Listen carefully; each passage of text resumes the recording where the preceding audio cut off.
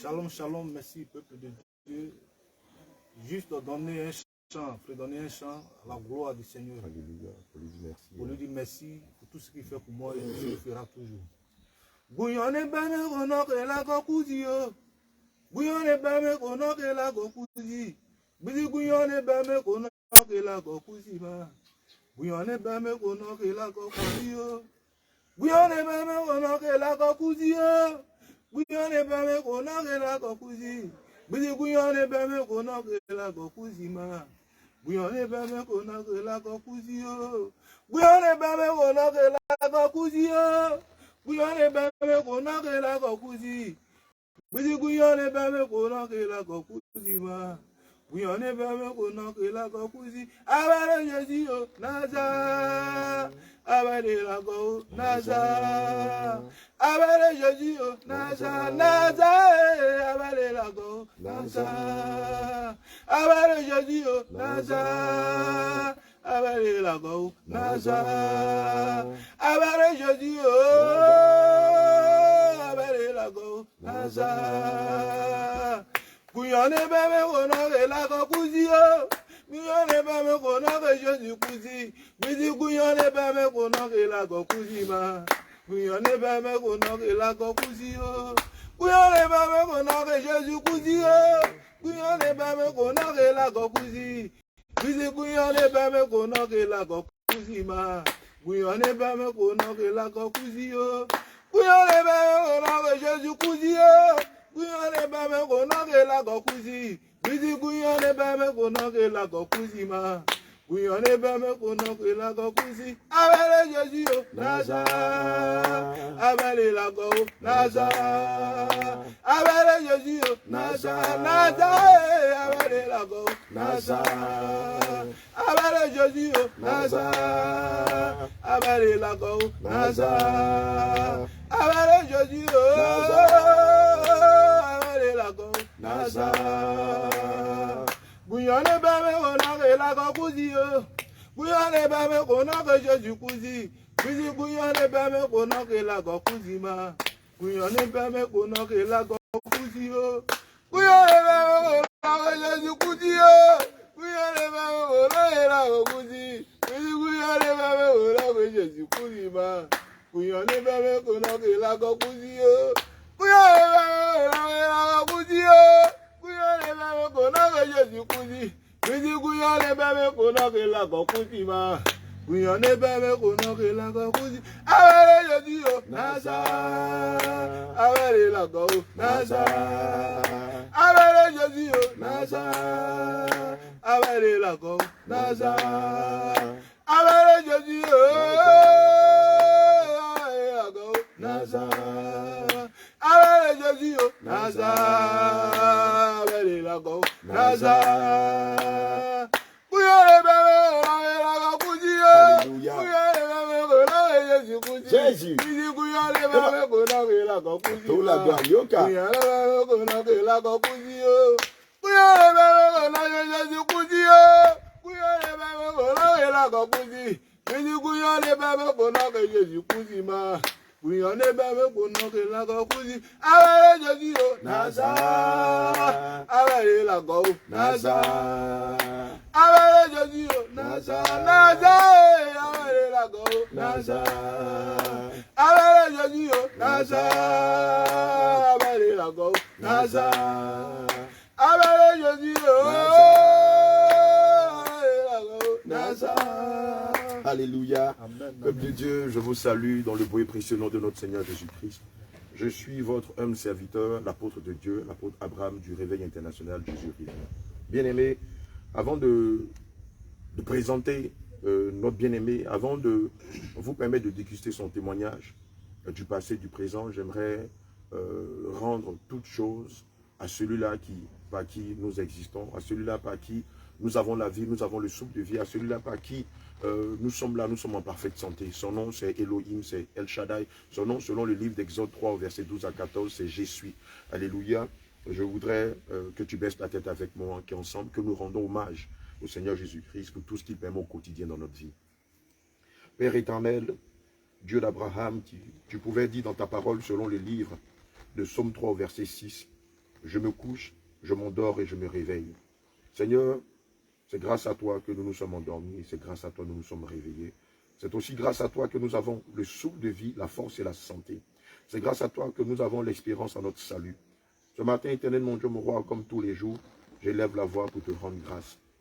J'élève la voix, éternel mon Dieu, mon roi, pour bénir ton Saint-Nom. Toi, le Almighty God.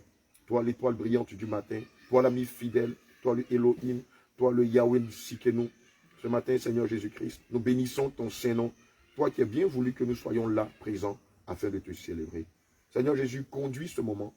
Par le témoignage de ton serviteur, je prie, Père, que ceux-là qui sont de toi, qui sont encore dans la sorcellerie, qui sont encore dans les envoûtements, qui sont encore dans les chaînes de la malédiction, qui sont encore, éternel mon Dieu, mon roi, dans des charmes, qui sont encore, éternel mon Dieu, mon roi, dans l'empoisonnement, puissent par ta puissance, par le nom puissant de Jésus être guéris, et aussi témoigner de toi et s'attacher de corps, de l'âme et de l'esprit à toi. Seigneur, je plonge le témoignage dans ton serviteur, de ton serviteur dans ton sang, et je prie, éternel mon Dieu, mon roi, que par son témoignage, que ceux-là qui étaient encore en train de traîner les pieds, que ceux-là qui étaient encore incrédules à la saine doctrine, que ceux-là qui étaient encore dans le doute, Seigneur, puissent réaliser qu'il n'y a que par ta parole, qu'il n'y a que par tes commandements, par le respect de ta parole, de tes préceptes, de tes statuts, comme le dit le livre de Psaume 119, qu'ils puissent, Seigneur Jésus-Christ, demeurer dans tes parvis. Seigneur, conduis toutes choses, au nom de Yahushua Mashiach, j'ai prié. Amen. Amen. Bien-aimé, le livre de Psaume 145, versets 10 à 12 dit ceci. Toutes tes œuvres te loueront, ô Éternel, et tes fidèles te béniront. Ils diront la gloire de ton règne, et ils proclameront ta puissance, pour faire connaître au Fils de l'homme ta puissance et la splendeur glorieuse de ton règne. Bien-aimé, vous êtes sur le plateau du Réveil International Jésus revient, et aussi sur le plateau de la chaîne Jesus Comson TV. Et nous recevons ce matin notre bien-aimé Joseph. Vous avez vu son parcours, une partie de ce que le Seigneur a fait pour lui déjà lors de sa résurrection. Il va nous en parler tout à l'heure. Et aussi de la puissante délivrance que le Seigneur a opérée dans sa vie. On l'a vu en train de déchirer, où les esprits déchiraient ses vêtements et ça paraissait invraisemblable. Oh, c'est vrai, c'est la réalité. Le Seigneur Jésus est toujours là et il est dit en Acte 2 au verset 21, car quiconque invoquera le nom du Seigneur sera sauvé. Bien-aimé, il est là et je ne peux pas aller à sa place. Il a vécu quelque chose d'extraordinaire. Il va commencer par son enfance. Il va expliquer périple après périple ce qu'il a vécu jusqu'à ce qu'il rencontre le Seigneur Jésus. Il va nous expliquer quel était son parcours, quel était son témoignage, quelles ont été ses peines, ses difficultés, ses adversités. Bien-aimé, je veux que tu t'assoies confortablement dans ton fauteuil et que tu suives point par point tout ce qu'il va dire. Assurément, tu te retrouveras dans l'un de ses parcours. Alléluia. Et donc, je t'invite à nous suivre et assurément, tu seras édifié par son témoignage. Que le Seigneur te bénisse. On va déjà commencer par vous présenter. Comment vous appelez à l'état civil? Merci, homme de Dieu. Alléluia. Je me nomme Daï Beaucoup Pakom à l'état civil. Alléluia. Et actuellement, mon nom est Jésus-Christ, c'est Joseph. D'accord, donc c'est le frère Joseph. C'est le vrai Joseph. Alléluia. Sinon, à l'état civil, vous appelez Daï Beaucoup Pakom. D'accord. Comment tout ça commence? Ok, merci encore, homme de Dieu. Je suis du village Kéhi Djidé Dibépa. Vous êtes du village Kéhi Djidé Dibépa. Kéhi Djidé Dibépa. D'accord. Où je né en 87. D'accord. Il faut situer les bien-aimés. Kéhi Djidé Dibépa, c'est où exactement en Côte d'Ivoire? Kéhi Djidé Dibépa, c'est dans un village, c'est à Gagnoa, mais Kéhi Djidé Dibépa est à 17 km de la ville de Gagnoa. D'accord. Après Baïkou Bassi, on trouve Grand Bassi, après Grand Bassi. C'est le troisième village, les 10 villages. D'accord. Le canton s'appelle Badiès. Le canton, c'est Badiès. D'accord. Le troisième village, le canton Badiès. Et c'est là que je suis né, en 87, comme je le disais. Et 6 mois après ma naissance, ma mère, qui est de Baïkoubassi, qui est le premier village, décide d'aller rester dans son village. Et en 87, ma mère retourne dans son village.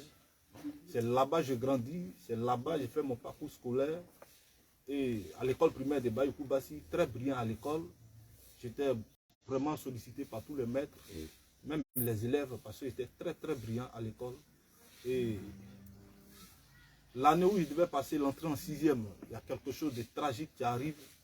Et le directeur d'école, qui s'appelait autant M.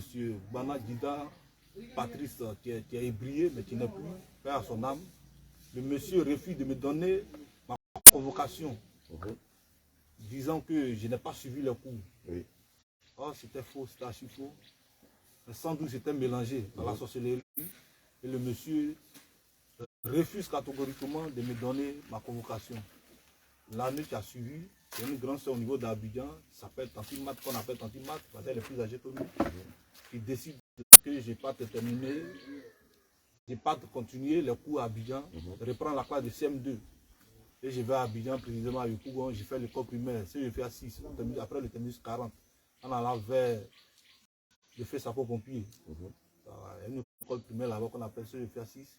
Je vais là-bas, je suis premier, deuxième, parce que l'école est regroupée de 3 écoles. Il y a CFA6 1, 2 et 3. J'étais aussi CFA6 2 et très brillant encore à l'école. Mais pour finir, je n'avais pas l'entrée en 6e. Je reviens à Gagnoa par le biais de mon oncle, le colonel de Bayokou Bazi, qui est le frère à ma maman qui vit plus aujourd'hui. Le monsieur demande à ce que je revienne reprendre la classe de CM2 encore à Gagnoa, dans une école primaire qu'on appelle Nusso, qui est entre l'école primaire, entre Garayo et Zapata. Et on revient en 2000, entre 2000 et 2001, reprendre encore la classe de CM2. Je reprends encore la classe de CM2, brillant encore dans toute l'école. Mais je vais à l'examen, je n'ai même pas l'entrée en 6e. Oh, vous étiez quelqu'un de très brillant. Très brillant à l'école, très brillant à l'école. Et mes amis, d'enfants, jusqu'aujourd'hui, qui me voient, quand je leur dis que je ne travaille pas, ils sont étonnés. Oh, vous étiez le meilleur de votre génération. Le meilleur de ma génération. Le meilleur de ma génération. C'est sur moi qu'on prenait toujours l'exemple. D'ailleurs beaucoup, d'ailleurs beaucoup, d'ailleurs beaucoup. Et je n'ai pas l'entrée en 6e. Mon oncle décide de payer le collège. J'ai fait la classe de 6e brillant, 5e brillant, 4e. Le monsieur décède. Il n'y avait plus quelqu'un pour payer les études. Je viens voir mon papa, que je ne connaissais pas avant, parce que j'étais ici. Je suis dans mon village très tôt. Je reviens à ce que mon papa a assuré mes cours. Il m'a dit automatiquement que lui n'a pas l'argent pour assurer mes cours. Et c'est comme ça, encore de 4e. Je suis passé en 3e, mais comme il n'y avait plus quelqu'un pour assurer les cours, j'arrête. Bon, en tant qu'un jeune, j'ai décidé d'aller à Abidjan. Et je suis arrivé à Abidjan. Le premier dossier, comme on le dit, que j'ai fait, j'ai lavé les voitures dans un lavage auto. D'accord, il faut dire pour ceux qui nous suivent, qui ne sont pas en Côte d'Ivoire, que Jossi savait du travail. Donc le premier boulot, lui en tant que meilleur de sa génération, après le décès de son oncle, le premier boulot qu'il aura sous la main, c'est laveur de voiture. Laveur de voiture, à Yopougon, au Kateko Prime. Jusqu'aujourd'hui, le lavage est toujours là, en face du Kateko Prime à Yopougon. Et je suis resté dans ce métier au moins, bon, un métier, bon, je ne peux pas dire un métier parce que ce n'est pas un métier rentable comme autre métier, mais on se défendait avec. Parce qu'on n'avait pas encore l'âge d'avoir, bon, comme on le dit, d'être responsable. Donc on faisait avec. Et j'ai fait 1 an dedans. Après, la femme, la propriétaire du coin m'a chassé, m'a dit non, qu'elle ne voulait plus que je travaille dans son lieu. Bon. Et j'ai laissé. Je suis allé rester chez mon oncle qui payait mes coûts qui est décédé à Wasakara, toujours à Yopougon. Voilà. Après le feu de Wasakara, en allant vers la pharmacie Bel Air, il y a toujours une villa aujourd'hui qui a été détruite par son fils. C'est là qu'on était. Et j'ai un cousin qui était à la FESI, ça j'étais sous l'ancien président, Laurent Gbagbo. Qui décide à ce que je sois avec lui comme homme de main. Donc j'étais son protocole, c'est moi qui décrochais ses téléphones et sincèrement, il m'a apprécié parce que je m'exprimais bien. Voilà, au moment quand on l'appelait, c'est moi qui décrochais ses téléphones, donc il m'a apprécié. Bon, avant d'aller rester avec mon cousin qui était à la FESI, je venais dans mon village maternel, parce que c'est là que je suis né. En 6 mois, je me dis que c'est là que je suis né. Donc je venais dans mon village maternel à chaque vacances. Et dans mon village maternel, je partais pas au champ, je vendais de la drogue, je fumais de la drogue. C'est ce que je faisais comme activité dans le village. Et c'est seulement, il y a eu une année, en 2008, si je ne me trompe pas, en 2008, le village a décidé de m'appeler au milieu du village, croyant que j'étais le coupeur de route du village. Donc on va dire qu'à un moment de ton jeune âge, tu étais dealer. Oui, j'étais Tu dealer. vendais de la drogue dans ton village Dans mon village maternel. Et donc c'est toi qui distribuais de la drogue, qui ravitaillais tous ces jeunes-là en drogue. D'accord. Et évidemment, ça fait que tu as eu mauvaise presse. Les gens ne t'aimaient pas dans le village. Je t'ai haï des vieux, des anciens du village, parce qu'ils trouvaient que tu détruisais la vie des jeunes. C'est ça? Oui, c'est ça. Et comme ça, ils décident un jour de m'appeler au milieu du village pour me demander les comptes. Qu'est-ce que je faisais? Parce que je disais que c'est moi qui étais l'occupé de route. Je dors tardivement, je me réveille, je dors tôt, je me réveille tardivement. Je peux me réveiller à 11h midi parce que j'ai les moyens. Donc, je ne vais pas au champ. C'est seulement j'étais à l'aise dedans. Oh, c'était du faux. Et les vieux ont décidé, à ce que je vienne un jour au milieu du village, c'est le président des jeunes alors, Nyakale Manou, qui est venu m'appeler pour dire non, que les propriétaires de ce village ont besoin de toi au centre là-bas. Oui. Et sincèrement, j'ai refusé catégoriquement. Je lui ai dit que je ne vais pas là-bas. Voilà, parce que je me dis que si je vais là-bas, je suis dealer. Peut-être on pourrait me prendre de là et m'amener à la gendarmerie. Et je n'avais pas quelqu'un qui pouvait me soutenir. Voilà, donc j'ai fui le village de Baïkoubassi entre 2007 et 2008. Et je suis retourné à Abidjan. C'est arrivé à Abidjan, j'ai commencé à travailler avec mon cousin de qui je parlais, qui était à la FESI. Et la crise de 2011 a éclaté. Je suis revenu dans le même village où j'avais fui. Et je me rappelle, le même jour, je suis arrivé, il y a une femme qui vendait de la boisson, qui est là aujourd'hui, mais qui n'est plus dans le village, qui vit à Abidjan, pour problème de santé, qu'on appelait Gila Adelaïde.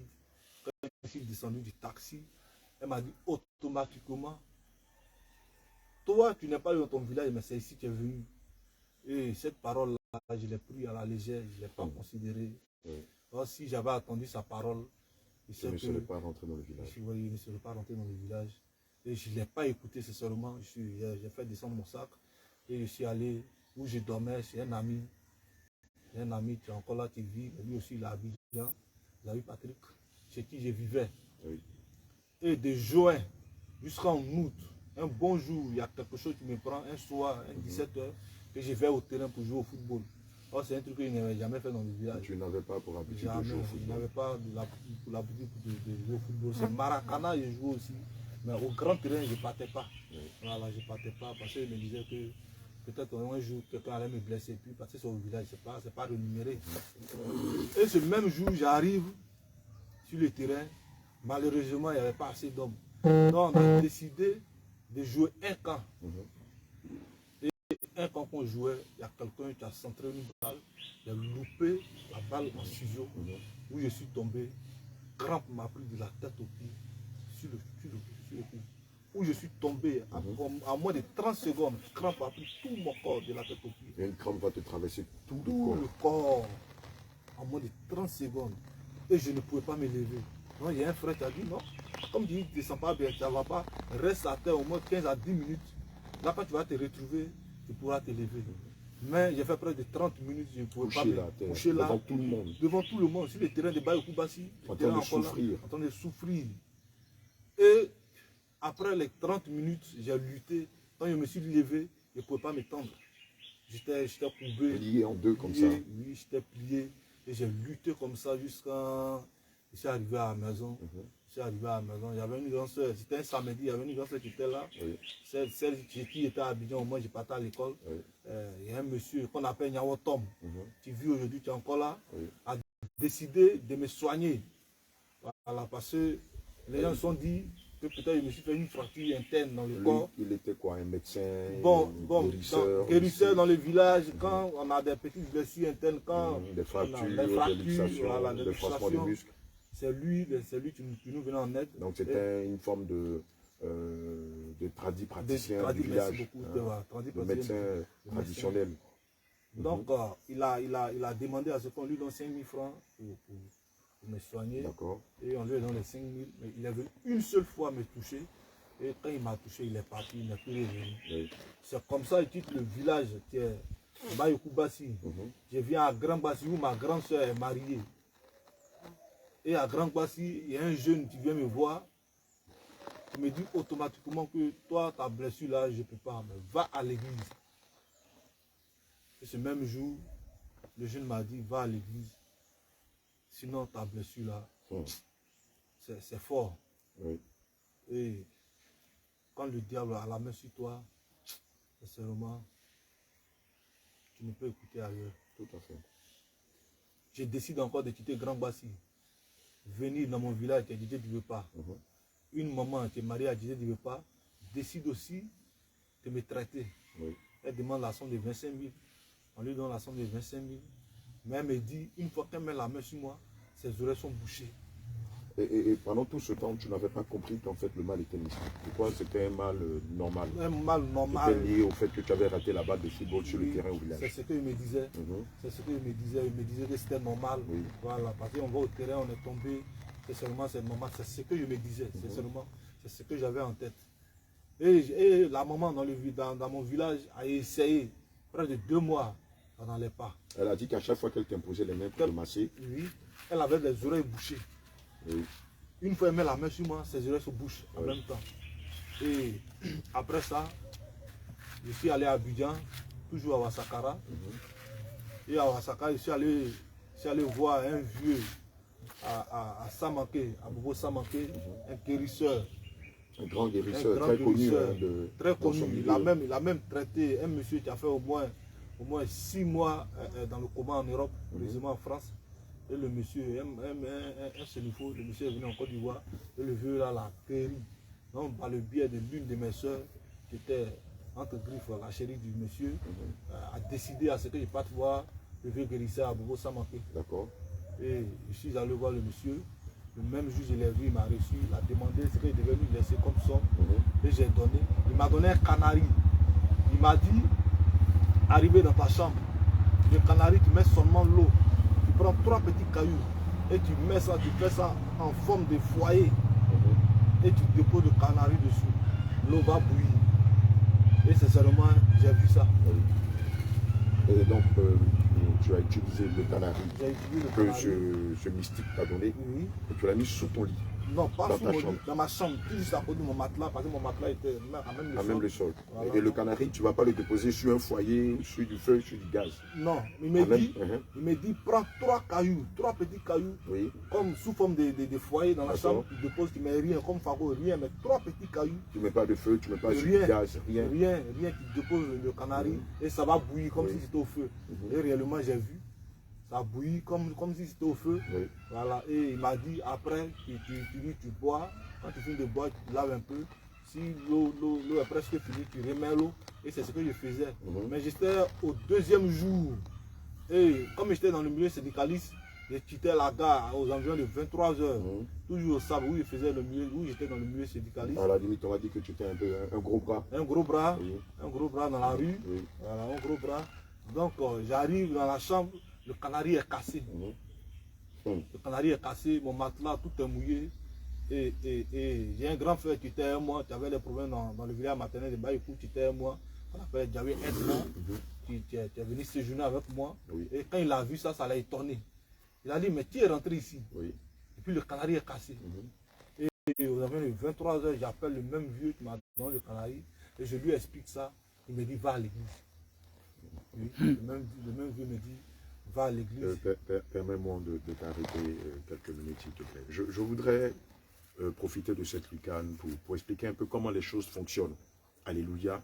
Il faut comprendre que lorsque vous tombez malade, lorsque on vous lance un sort, lorsqu'on vous envoûte, lorsqu'on vous lance une maladie mystique, lorsqu'on vous empoisonne et que vous allez vers des mystiques, dans le but ou dans l'espoir de pouvoir recevoir la guérison, voilà comment les choses fonctionnent.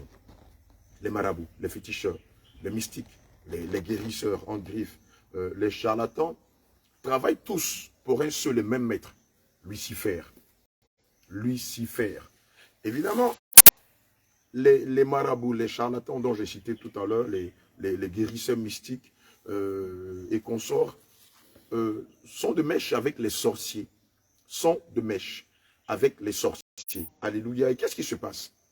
Lorsque vous venez les rencontrer avec votre mal, ils vont prendre la peine de communiquer avec les entités méchantes, avec ce groupuscule, ce sanctuaire de sorciers, avec ces sorciers qui vous ont lancé le sort et ils vont marchander votre guérison pour quelque temps. Évidemment, si évidemment ces sorciers-là sont guéris, qu'est-ce qu'ils font? Ils vont vous demander assurément un bœuf d'une certaine couleur, un bouc d'une certaine couleur, des pintades d'une certaine couleur ou d'un certain aspect, des coqs ou des poulets d'un certain aspect. Alléluia. Ou même des moutons, hein, des brebis ou des chèvres pour le sacrifice. Et qu'est-ce qui va se passer? Quand vous achetez la chèvre, le mâle qui vous a été lancé, ils vont récupérer le mâle de vous. Écoutez-moi très bien. Et le mâle, ils vont l'introduire dans la chèvre, dans le bœuf, dans le taureau, dans le coq, dans le mouton ou dans le bouc. Ils vont introduire le mâle dans l'animal. Amen. La maladie ou le sort, ils vont l'introduire dans l'animal. Et ils diront à ceux-là qui vous ont lancé le sort, voilà le deal qu'on fait. Je me permets que vous lui donnez la guérison pour 6 mois, pour 3 mois, pour 1 an, pour quelque temps. Il sera soulagé. Évidemment, vous n'allez revenir que lorsqu'il va briser le totem que je vais lui donner. Évidemment, le charlatan, le marabout, va vous donner un totem qui sera extrêmement difficile à respecter. Déjà, même naturellement, l'homme, de façon inhérente, a tendance à briser les interdits. C'est comme ça, à cause de la chair. Amen. C'est pourquoi le livre de Romains 8 ou le livre de Galates 5 dit que les œuvres de l'esprit sont contraires aux œuvres de la chair. Et les œuvres de la chair sont contraires aux œuvres de l'esprit. Et les deux sont opposés. Alléluia. Évidemment, la chair ne supporte pas les interdits. C'est pourquoi vous-même, depuis votre enfance, vous allez voir que toutes les fois où vous avez interdit quelque chose, vous avez toujours fini par briser l'interdit. Alléluia. Amen. Et voilà un peu comment le monde mystique fonctionne. Et évidemment, dès que le totem est brisé, la maladie est récidive. Mais regardez ce qui se passe. Dans le marchandage, il est dit quoi? Vous allez transmettre la maladie à l'animal. Et donc, tous ceux qui vont manger l'animal seront affectés par le mal. Et donc, vous ne tuerez pas seulement qu'une seule personne, nous allons en tuer 10 ou 20. En tout cas, tous ceux qui vont manger l'animal, vous allez les tuer. Vous allez les flanquer de cette maladie et ils vont en mourir. Donc, en plus de la proie que vous avez, vous en aurez encore 10 ou 20. Évidemment, c'est ça le deal. Évidemment, qu'est-ce qui va se passer? L'animal, le guérisseur ne mangera pas l'animal, il va la vendre. Après le départ des personnes, il va la vendre, il va la partager au voisinage et tout ça. C'est pourquoi, bien aimé, quand tu vas au marché acheter de la viande, ou même du poisson, ou même des vivriers, je t'en prie, fais ce que la Bible nous recommande de faire. Et la Bible dit que tout est sanctifié pour celui qui est pur. Donc prenez la peine d'évoquer le sang dans la nourriture. Amen. Et je veux rappeler que le sang n'est utile que pour des choses utiles, et non pas pour des choses accessoires. Alléluia. Que Dieu vous bénisse. Tu peux continuer. Merci beaucoup. Et, quand je l'ai appelé, il m'a expliqué ça. C'est seulement, ça m'a beaucoup touché. J'ai réfléchi, j'ai dit, ah, comment ça? Dans la chambre, il n'y a personne. Le canari est cassé. Ah! Non, c'est compliqué. Et le matelas était mouillé. Oui. La nuit, il était obligé de nettoyer la chambre. C'était un gros canari. Un gros canari que j'avais acheté à 3600, si je ne me trompe pas. Un gros canari.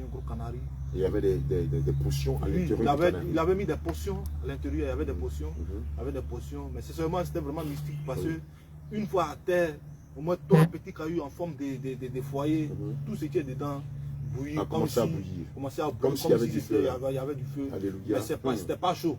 C'était pas chaud, le contenu n'était pas chaud, mais bouillit comme si on avait mis ça sur du feu. Oui, comme si on avait mis ça sur du feu. Le mystère de l'Afrique. Et c'est seulement, c'est comme ça s'est passé. Oui. Et après, j'ai perdu le numéro du même vieux. Et en 2017, en juillet 2017, non, en décembre 2017, je vais dans un village qu'on appelle Grand Laou.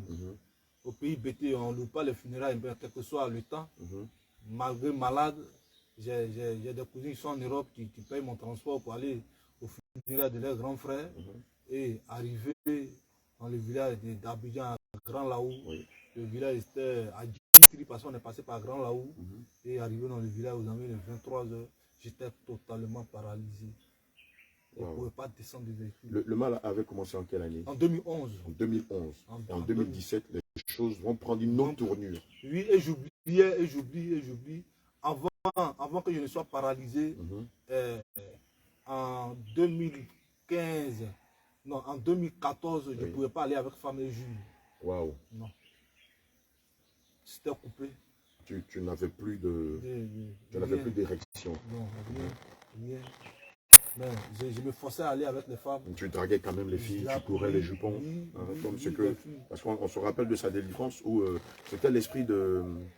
Le premier esprit, l'homme fort qui était dans sa vie avait dit qu'ils avaient même volé son érection. Et malgré ça, quand même, il se forçait à aller avec les femmes. Et à ce moment, c'est les femmes qui venaient beaucoup derrière moi.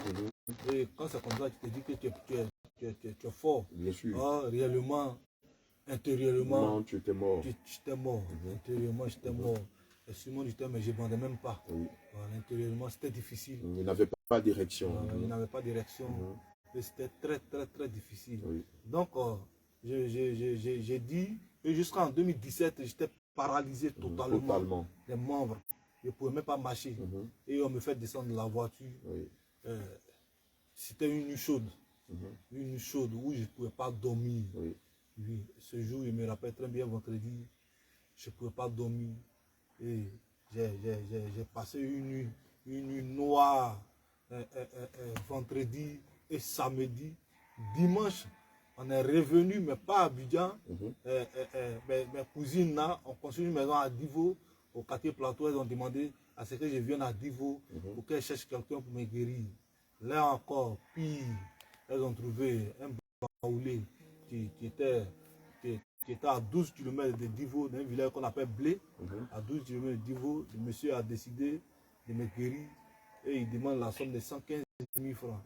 Et mes soeurs là ont donné la somme de 115 000 francs pour la guérison. Le monsieur vient me chercher, il m'envoie où il vit. Et chaque nuit, quand je suis couché, il y a quelque chose qui éclaire dans mes yeux. Et quand je dis le lendemain, il dit non, ils ne vont plus venir. Ils ne vont plus venir. C'est le terminus même qui est là. Je dis, ah, mais chaque nuit, quand je couche, et quand je dors, il y a quelqu'un qui éclaire dans mes yeux. Il dit non, ça là, c'est fini comme ça. C'est fini comme ça. Donc c'est un bon jour, il est décidé. Mais avant que je ne prenne la décision, il y a deux filles qui m'ont approché que je ne connaissais pas dans le village. Qui m'ont approché parce que je partais me mettre à la selle, ils partaient me mettre à l'aise en brousse. Tu partais en selle en brousse, c'est un village, voilà, il n'y a pas de WC, un peu comme dans les endroits. Voilà, donc je partais me mettre à l'aise et il y a deux filles qui m'ont dit que tant que tu suivras le canari ne va pas te guérir. Il y a un esprit qui nous dit que va à l'église, Jésus va te guérir. Alléluia. Amen. On met une pause là. Ça fait 2 fois qu'on te parle d'église. Oui. 3 fois. Déjà, ce fameux mystique qui était à Bobo sans manquer. À Bobo, c'est dans la ville d'Abidjan. Voilà, c'est dans le nord d'Abidjan.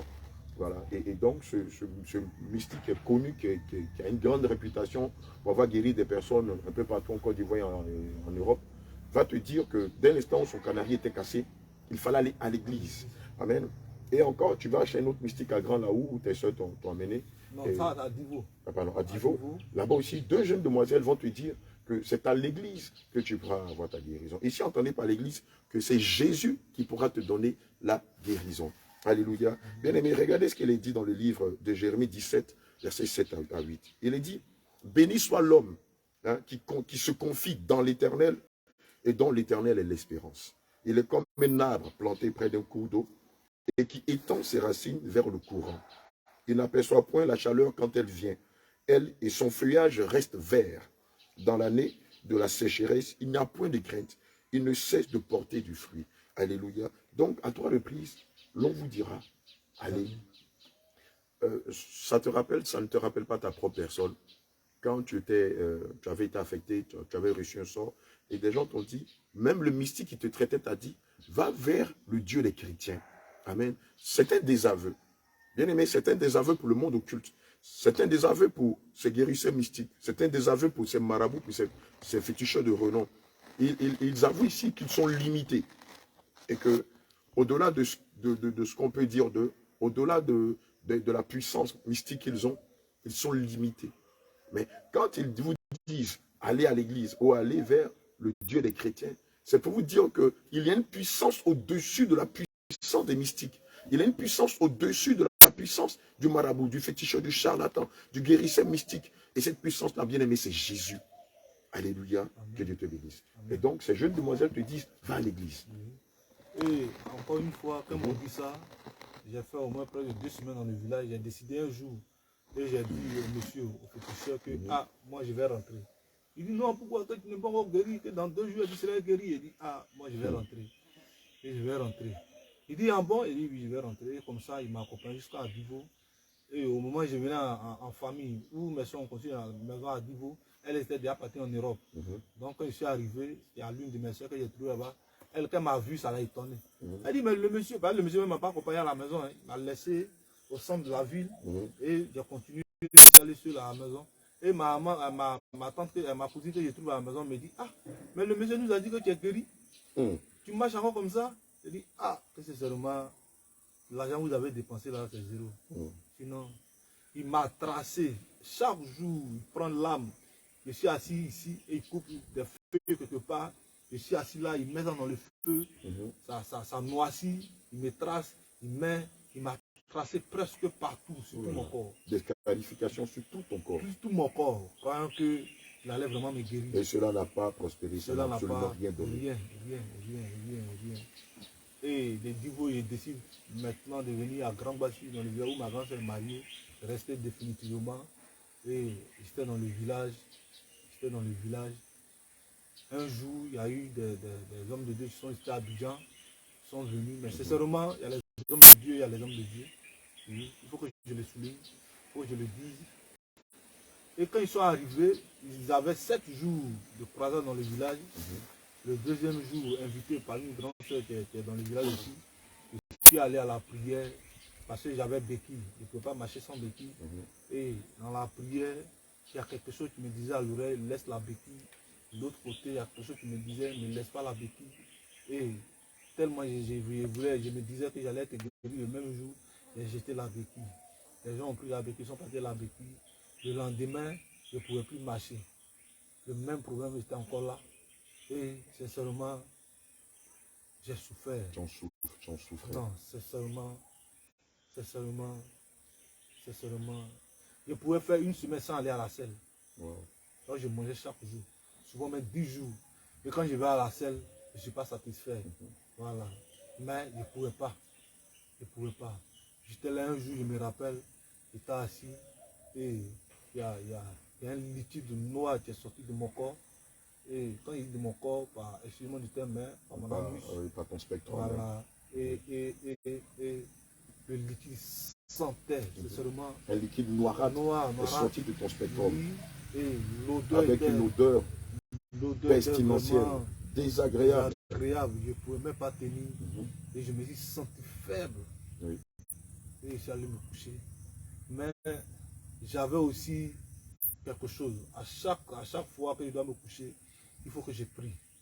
Si j'ai oublié de prier et me suis couché, en rêve, je dois avoir les femmes qui venaient. Les femmes de nuit. Les femmes de nuit. Les femmes, même, excusez-moi du terme, la partie intime pourrie. Et je couchais avec ces femmes. Souvent, je me retrouve au milieu d'une rivière où la longueur de quitter ici, aller quelque part, je ne pouvais pas. Et je me réveille. Que des cauchemars quand tu ne priais pas. Que des cauchemars. Bien-aimé, la parole de Dieu dit que la prière du juste est d'une grande efficacité. Alléluia. C'est pourquoi le livre de 1 Thessaloniciens 5, verset 17 dit « Priez sans cesse ». Alléluia. Amen. Il est important de recommander votre vie au Seigneur. Même quand vous êtes fatigué, prenez la peine de lui dire, de lui parler, de lui recommander votre nuit, de lui recommander tout ce qui va se faire durant le cours de la nuit, puisque nous savons que la nuit appartient aux ténèbres. Il est important de toujours confier votre vie, la vie de vos proches, ainsi que vos biens au Seigneur Jésus-Christ. Alléluia.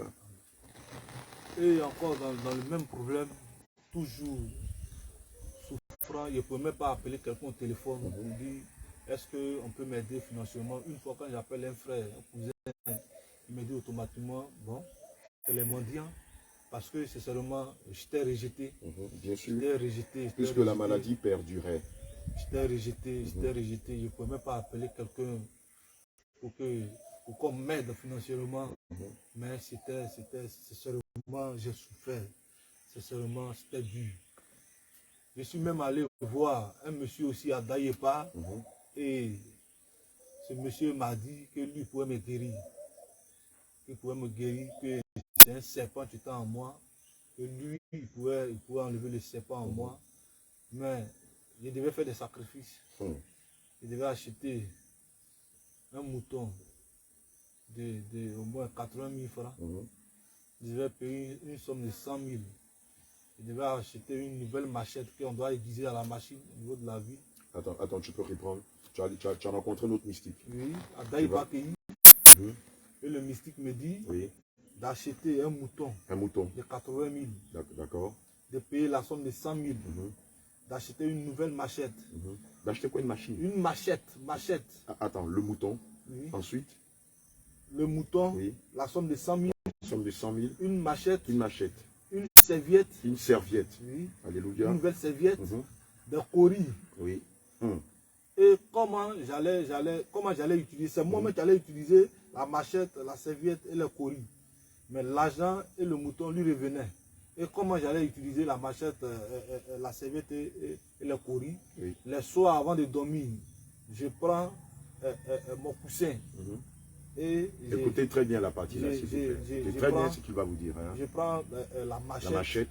J'emballe la machette avec la serviette. Je mets le cori dedans d'abord, 5 coris. Je mets les 5 coris dedans et j'emballe la machette, le cori à la serviette. Je mets ça où je mets la tête, où je dois mettre mon coussin.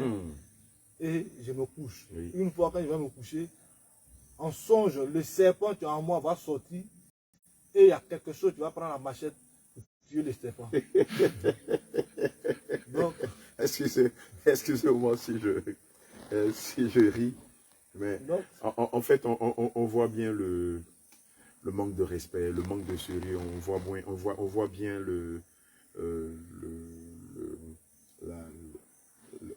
on va dire même c'est de la foutaise. Voilà, ça fait pas sérieux. Ça fait pas sérieux. Quelqu'un en train de mourir, on lui demande d'acheter un mouton, d'acheter une machette, d'acheter 5 coris, d'acheter une serviette, et le mystique va lui dire d'utiliser la machette, de l'emballer dans la serviette et de mettre à l'intérieur les 5 coris et de mettre la machette sous sa tête d'oreiller, dans l'espoir que quand le serpent va sortir, quelqu'un viendra prendre la machette et couper la tête du serpent afin qu'il ait sa guérison. Et donc, tu fais ça? Non, je n'ai pas fait parce que d'abord, je n'avais pas les moyens. D'accord. Sinon, s'il y avait les moyens, il m'avait pris, j'allais le faire, mais je n'avais pas les moyens. Donc, quand j'ai calculé, j'ai vu que c'est une somme de plus de 200 000. Si c'est rien, au moins 250 000. Bon, moi-même, je n'ai même pas quelqu'un qui peut m'aider financièrement. Oui, enlever 250 000, vous payez. Amen. Et c'est ça, malheureusement, le grand drame dans l'ouest de la Côte d'Ivoire. Nous sommes ici, ça fait quoi, 3 semaines. Déjà que le Seigneur nous avait déjà révélé l'esprit qui règne ici, c'est l'esprit du dragon. L'esprit du dragon est l'entité qui domine toute la zone Gagnois, Dalois, Roi-Gayo, Bayota, Saint-Fra, Lakota et tout ça. Et évidemment, cet esprit du dragon est un esprit guerrier. Amen. C'est un esprit guerrier. Et c'est pourquoi plusieurs fois dans la délivrance des bien-aimés de l'Ouest, vous voyez cet esprit dragon-là se manifester. Non seulement c'est un esprit guerrier, mais c'est un esprit de pauvreté. C'est un esprit de pauvreté, mais c'est aussi un esprit de servitude. Alléluia. Et c'est un esprit égocentrique. Ça veut dire quoi? Quand vous venez dans le Grand Ouest est très riche. Hein, très riche de café, de cacao, très riche de beaucoup de denrées alimentaires. Mais quand vous arrivez dans les villages, malheureusement, vous allez voir que les villages sont bâtis en cases, dans des petites cases, dans de toutes petites maisons. Oh, c'est des gens qui sont vachement riches. Mais il y a ce fort esprit de précarité, d'indigence là qui règne. Et dans le Grand Ouest, on a un autre drame qu'on a constaté. Quand les gens sont souffrants, ils sont délaissés. Ils sont livrés à eux-mêmes. Et c'est quand la mort arrive qu'ils organisent de grands funérailles. Et on a été sidérés de savoir ici, dans le Grand Ouest, que les cimetières sont plus beaux que les villages. C'est la première fois que je vois ça. Naturellement, on avait l'habitude, quand on allait en mission, on restait dans des zones bien éloignées de ces réalités-là. Mais aujourd'hui, nous touchons ces réalités du doigt. J'étais choqué de savoir que dans le Grand Ouest, vous avez des grands cadres. La plupart des grands cadres de la Côte d'Ivoire sont de l'Ouest. Alléluia. Une grande partie des cadres de la Côte d'Ivoire sont de l'Ouest. Beaucoup de nos parents de la diaspora qui ont réussi en Europe sont de l'Ouest. Mais paradoxalement, c'est des petites maisons en cases battues, en terre rouge. C'est des petites maisons comme ça qu'ils construisent. Et quand leurs proches sont dans le besoin, personne ne les vient en aide. Personne. Et c'est quand il y a mort d'homme et que tous les cadres arrivent, que les bien-aimés de la diaspora arrivent, et on va faire des funérailles grandioses pour te montrer qu'on a l'argent. Mais bien aimé, si ton frère est dans le besoin et que tu ne lui viens pas en aide et que tu attends sa mort pour démontrer ta puissance financière, à quoi ça sert? À quoi ça sert? C'est du vivant de ton frère ou de ta soeur que tu dois lui donner de l'amour, non pas à sa mort.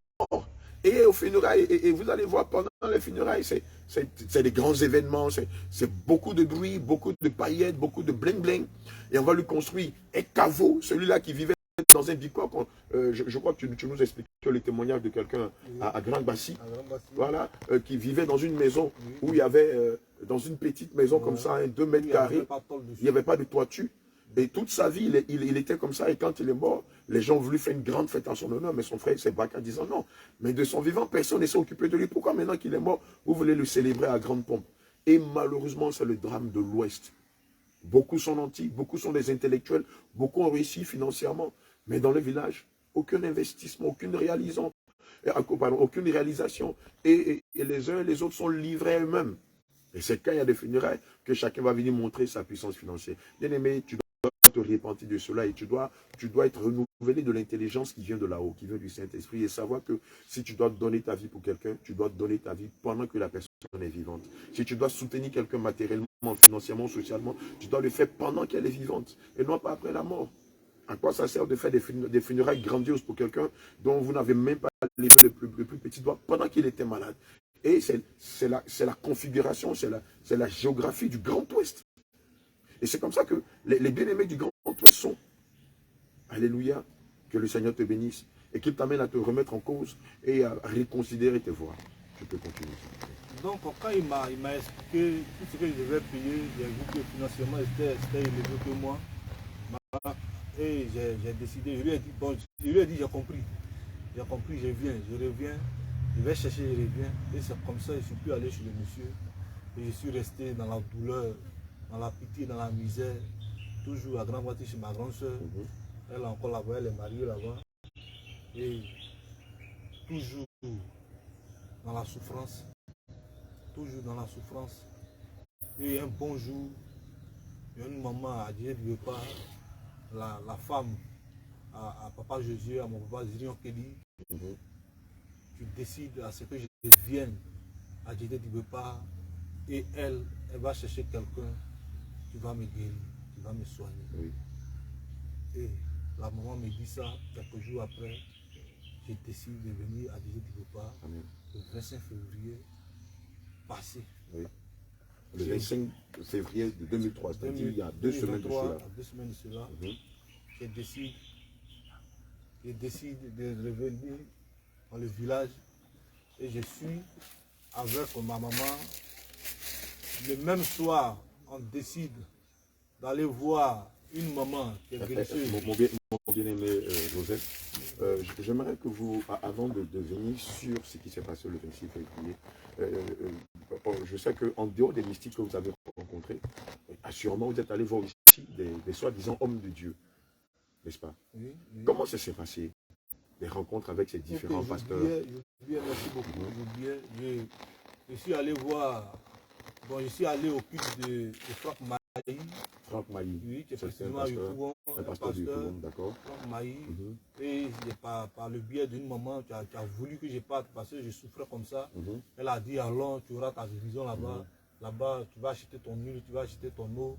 Et quand tu vas utiliser, tu vas être guéri. Elle a dit, tu vas acheter quoi? Ton huile avec ton eau. Ton huile avec ton eau. Oui, et tu seras guéri. Et c'est comme ça que je décide aussi d'aller à l'église du Franck Maï. Et quand je suis arrivé là-bas, on m'a demandé à ce que j'achète une bouteille d'eau plus l'huile sainte. Et on me demande d'acheter une bouteille d'eau plus l'huile sainte. C'est à Yopougon. Oui, après le feu des sapeurs-pompiers. C'est là que faisait les cultes de Franck Maï. De ce soi-disant Franck Maï. Et j'ai acheté une bouteille d'eau Awa qu'on achète à 500 francs dans les boutiques, à 6 000 francs ce jour. La bouteille d'1 litre là, D'un litre. ce soi-disant pasteur Franck Mailly, Oui. vous la vend à 6 000 francs la bouteille. La bouteille. Et je l'ai acheté avec... bon, au sein de l'église, il y a des jeunes qui vendaient ça. Et j'ai acheté l'huile, qu'on disait l'huile sainte, dans un petit truc comme ça, dans un petit bol, à 3 000 francs. Une petite bouteille comme ça, un peu comme un flacon de parfum. Très bien, à 3 000 francs. J'avais dépensé 9 000 ce jour. Et quand je suis arrivé, l'eau même, je l'ai bu en route, parce que je voulais être guéri en même temps. Donc, je l'ai bu en route, 1,5 litre, j'ai tout bu même en route. Avant d'arriver au sable, même, j'ai bu tout. Arrivé à la maison, j'ai commencé à me pommader avec le parfum qu'on m'avait donné au sein de l'église. Et zéro. C'est seulement zéro. Malgré l'achat de l'huile sainte. Oui, avec de l'eau. Qu'ils appellent eau bénite. Et l'huile, ça vous a coûté combien? 3 000 francs. 3 000 francs. 3 000 francs. Donc plus 6 000, ça fait 9 000. 9 000 francs. Que j'avais dépensé ce jour.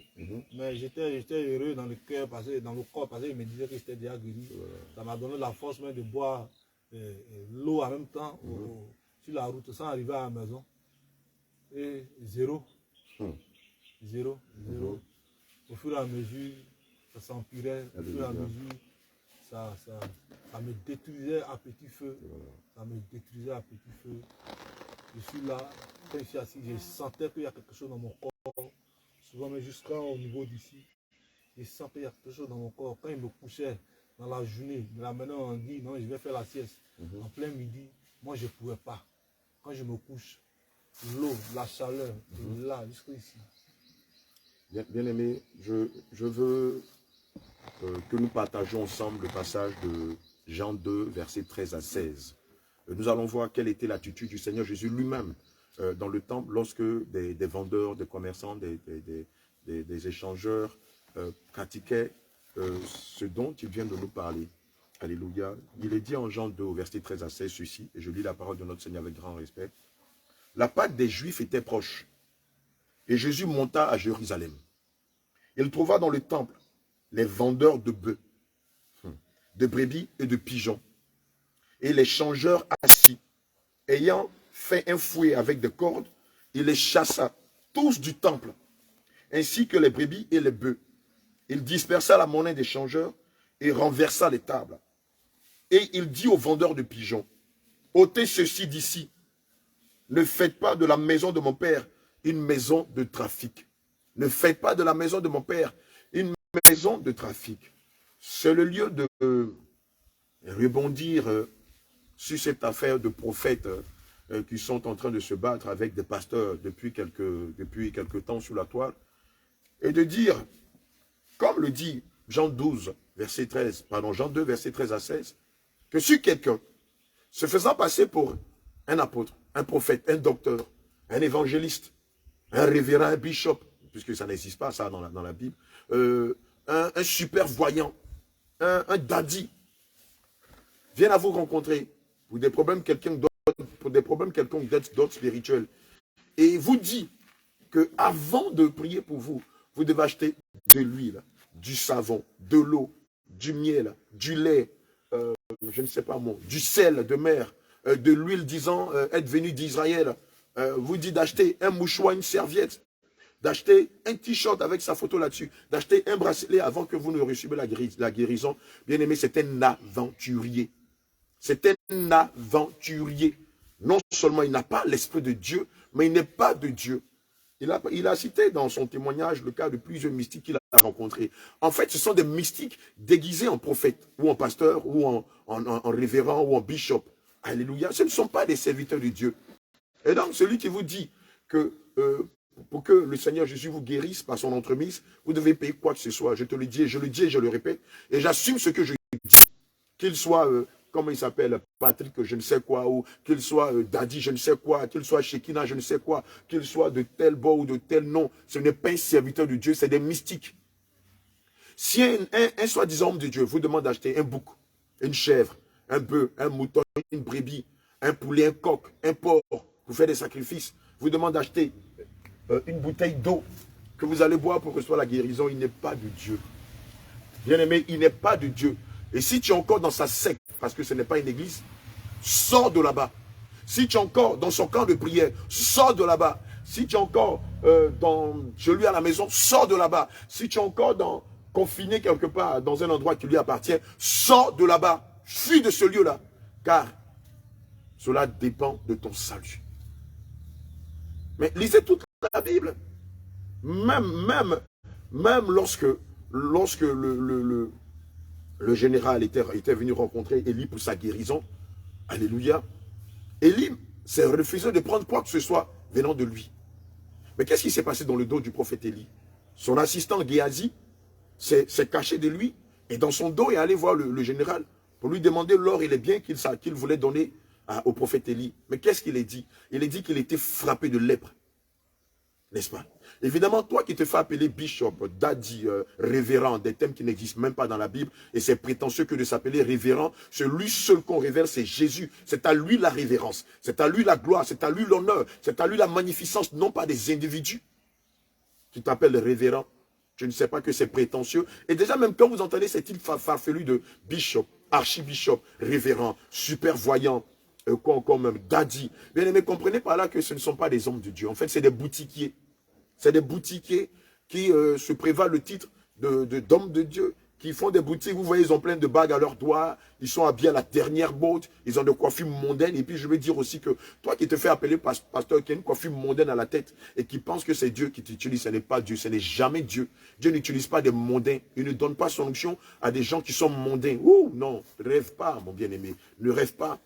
Vous les voyez à la dernière mode avec, ils se défrisent les cheveux, ils font des virgules à la Mike Tyson, ils se rasent une partie de la coupe de leur chevelure, et il reste cette coiffure qu'on appelle communément punch, ou deux tons.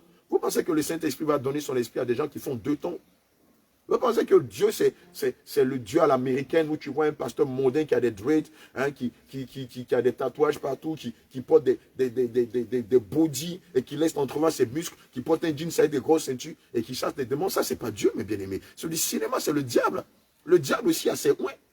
Et l'onction qui dégage d'eux, c'est l'onction de Satan, ou de Jézabel, ou de la reine du ciel. Ça n'a rien à voir avec Dieu. Avant de recevoir l'Esprit de Dieu, Dieu a des exigences. Dépouillement du corps, sanctification, vie de consécration, renoncement à la vieille nature. Vous n'avez pas cette éthique, Dieu ne fait rien avec vous. Et donc tous ces gars-là, tout ce ramassis de faux pasteurs, de faux prophètes, de daddies, de révérends et de consorts ne sont pas de Dieu. Je vous le dis, je le dis et je le répète et j'assume ce que j'ai dit. Si quelqu'un vient à vous dire qu'il vend quelque chose au nom de Jésus, fiez-le. Fiez-le. C'est des aventuriers. Ils travaillent pour leur ventre et pour leur bas-ventre. C'est des pervers, mon bien-aimé. Fiez-les.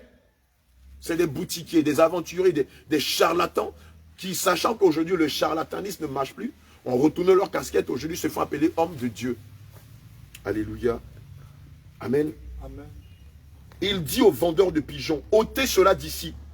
Ne faites pas de la maison de mon père une maison de trafic, une maison de voleurs, une caverne d'Ali Baba. Et vous avez remarqué vous-même. Toutes les fois vous achetez un bouc pour leur donner en sacrifice, vous achetez de l'huile avec eux qui coûte des sommes faramineuses. Toutes les fois vous dépouillez pour eux.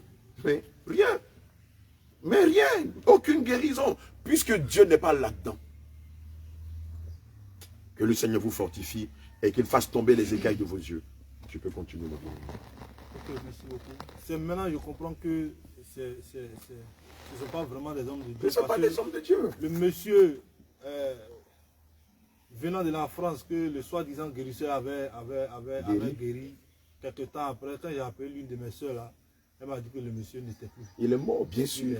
Bien sûr. Or, la Bible dit que les bénédictions de Dieu ne sont suivies d'aucun chagrin. Aucun mystique ne peut te donner la guérison. Et même s'il te donne la guérison, elle est provisoire. Elle est pour un court temps.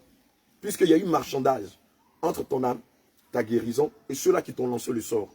Et les totems, tu vas les briser. Les totems que ces guérisseurs vont te donner, tu vas finir par les briser. Et le mal va récidiver. Et ça va venir encore pire. La maladie ou le sort sera pire que ce que tu avais vécu en premier. Aucun guérisseur, je le dis, aucun guérisseur au monde, aucun mystique au monde ne peut donner une solution à quelqu'un qui a reçu un sort. Non, jamais. Aucun guérisseur, aucun mystique ne peut venir, ne peut se prévaloir d'avoir guéri telle personne. Je mets tous les mystiques de Côte d'Ivoire au défi de me montrer quelqu'un qu'ils ont guéri et puis 2 ans, 3 ans, 4 ans après, il n'a plus la maladie. Il n'y en a pas. Il n'y en a pas. C'est tous des agents de Satan. Ils vous guérissent pour un laps de temps très court. Après, le mal récidive. Puisqu'il y a eu échange entre votre âme, entre le mal et ceux-là qui vous ont lancé le sort. Alléluia. Que Dieu vous bénisse. Que Dieu vous bénisse. Tu peux continuer. Ok, donc c'est comme ça, j'ai vu que rien, je suis allé voir encore un autre homme de Dieu, un autre soi-disant homme de Merci. Dieu. Ça, c'était l'église du royaume des dieux. On dit le propriétaire, il vit au Brésil, ça est même à la Ciporès. L'église universelle Voilà, qui vient du Brésil. Hein. Très bien. Voilà, l'église universelle. Ça est même à la Ciporès, en face de la poste là, en allant vers Kenya. Je suis allé et il y a un monsieur qui m'a reçu, il m'a donné un bout de papier où il devait payer 2000 francs et ils allaient me donner un rendez-vous. J'ai payé les 2000, il m'a donné un bout de papier où il a écrit un numéro pour dire non, que tu viens tel jour. Et quand je suis arrivé le jour donné... Il faut dire que ce fondateur de l'église universelle s'appelle Éric Macedo. Alléluia. Voilà, il s'appelle Éric Macedo. Voilà, et c'est lui le fondateur, hein, comme ils aiment bien se prévaloir de ce titre, de l'église universelle, qui n'est pas une église de Dieu, mais qui est une église de Satan. Alléluia, je pèse mes mots, c'est une église de Satan. C'est l'église, c'est une secte où tous les pasteurs sont castrés et n'ont pas le droit d'avoir des enfants. Et on leur donne une maison, une voiture, on leur demande, ils peuvent se marier, mais on leur interdit d'avoir des enfants. Et avant de les consacrer, il faut d'abord qu'ils passent à la castration, c'est-à-dire qu'ils donnent leur semence à Lucifer. Il y a eu même, il y a une dizaine d'années de cela, il y a eu un grand scandale ici en Côte d'Ivoire où quelqu'un, je crois que c'est M. Timou, voilà, un monsieur du nom de M. Timou, a porté plainte contre cette église parce qu'il avait découvert que lui aussi voulait devenir pasteur pensant qu'ils étaient dans la vérité. On lui avait dit que la condition pour être prêtre, pour être pasteur dans cette église, il fallait qu'il accepte d'être castré, qu'il livre sa semence. Et évidemment, l'affaire a fait chou gras ici en Côte d'Ivoire, dans plusieurs journaux, en l'occurrence le journal Allopolis. Et nous-mêmes, nous avons eu affaire à quelques membres de cette secte-là, qui pendant la délivrance, Lucifer lui-même s'est manifesté en disant que l'église universelle était son église à lui. Voilà, puisque la sainte doctrine n'est pas prêchée là-bas. Et c'est dans un endroit, un endroit pervers, où on demande aux gens de vendre tout le bien et de faire de grands sacrifices en l'honneur de ce Éric Macedo là, en espérant qu'ils seront vachement bénis. Et plusieurs se sont appauvris en vendant maisons, en vendant leurs entreprises, en tout vendant pour ce monsieur-là. Toi qui es de l'église universelle, sors de là-bas. Dieu n'est pas là-bas et le salut ne se trouve pas là-bas. Donc, je suis arrivé le jour où je devais croiser, soi-disant, l'homme de Dieu. Après les 2000 que j'avais payé, on m'a demandé de payer une somme de 20 000. Voilà. Et on m'a mis en contact avec une femme qui est leur secrétaire. Et les 20 000 devraient servir à quoi, s'il te plaît? Les 20 000 devaient servir à la rencontre entre l'homme de Dieu et moi. Donc c'est là que j'ai dit, mais on m'a dit, bon, j'ai dit, mais la dernière fois quand je suis venu, on m'a dit de payer 2 000. J'ai payé les 2 000, j'ai payé 20 000 encore pour voir l'homme de Dieu. Elle a dit, oui, c'est comme ça. Je lui ai dit, mais c'est là, il ne sait pas si ce jour, c'est le Saint-Esprit qui m'avait animé. Je lui ai dit, mais Jésus, mais Jésus là même, les gens ne payent pas l'argent et puis ils l'ont touché la vie des gens. Vous voulez que je paye l'argent? Elle dit, ah, mon frère, ici, c'est comme ça se passe. À maintenant, elle s'est levée.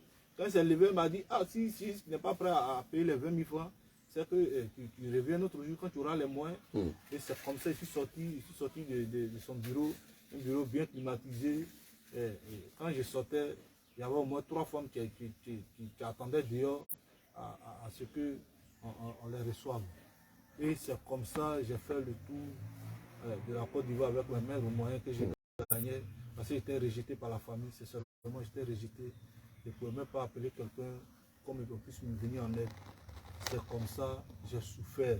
C'est comme ça que j'ai vu ce qu'on appelle vraiment la misère. La misère. Parce que même je suis allé voir même à l'autoroute là. Maman Marie. À Yopougon, dans la ville de Yopougon, c'est Abidjan. Voilà, à Yopougon, au premier pont là. Yopougon, c'est la plus grande commune d'Abidjan. En venant de Jesco, au premier pont là, il y a un espace là. En partant au niveau de la zone industrielle. Voilà, très bien, très bien. Il y a un coin là où on recevait des milliers de personnes. Il pleut, soleil, on a assis, on attendait toute la guérison. J'ai même acheté même des bougies là-bas. Une bougie à 200 francs, il avait acheté. Le paquet? Non, une bougie à 200 francs. Oui, mon Dieu, j'avais acheté 2 paquets, il y a 8 bougies dans chaque paquet. Donc, il y avait acheté 16 bougies ce jour, si je me rappelle bien, oui. Et ce jour même, on a dormi là-bas. On a dormi là-bas, on attendait jusqu'à... Les gens sont venus nous dire que maman occupée, elle n'est pas venue. C'est comme ça, j'ai décidé, je ne suis plus reparti là-bas. Sinon, c'est un cousin qui m'avait amené là-bas. Lui aussi, actuellement, il ne vit pas. Il est mort. Lui, il m'avait dit que c'est cette femme qui l'a guéri. Il avait un permis de conduire, donc il roulait même les wara de la dame. Les taxi-compteurs. Souvent, les taxi-compteurs, mais tu passes avec vous, on s'est écrit derrière Marie Ave, Marie Ave. Il y a un cousin mais qui roulait ça aussi. Voilà, il s'appelait Somené Serge, je ne m'y vis plus. Et c'est mon cousin même qui a voulu qu'il parte là-bas, parce que lui, il avait reçu sa guérison là-bas. Et c'est comme ça. En quête de guérison, comme toujours. Bien sûr. Oui, j'ai fait tout là-bas. Et rien. Bien sûr. Rien. Il n'y a pas Dieu dans ces choses-là. Rien. C'est seulement, c'est les menteurs. C'est seulement, c'est les menteurs. Tu vas voir un homme de Dieu, il te dit, achète ça. Alléluia. Mais si tu peux rester dans ta maison pour prier le bon Dieu, il faut le faire. C'est les menteurs. Bien-aimé, Matthieu 21, versets 12 à 13 dit: Jésus entra dans le temple de Dieu. Il chassa tous ceux qui vendaient et qui achetaient dans le temple. Il renversa les tables des changeurs et les sièges des vendeurs de pigeons. Et il leur dit: il est écrit, ma maison sera appelée une maison de prière. Mais vous en avez fait une caverne de voleurs. Bien-aimé, je vais me répéter. Dès l'instant où tu vas dans une communauté religieuse et que pour rencontrer le pasteur, déjà, on te demande de payer avant de le rencontrer. Sors de là-bas. Sors de là-bas poliment.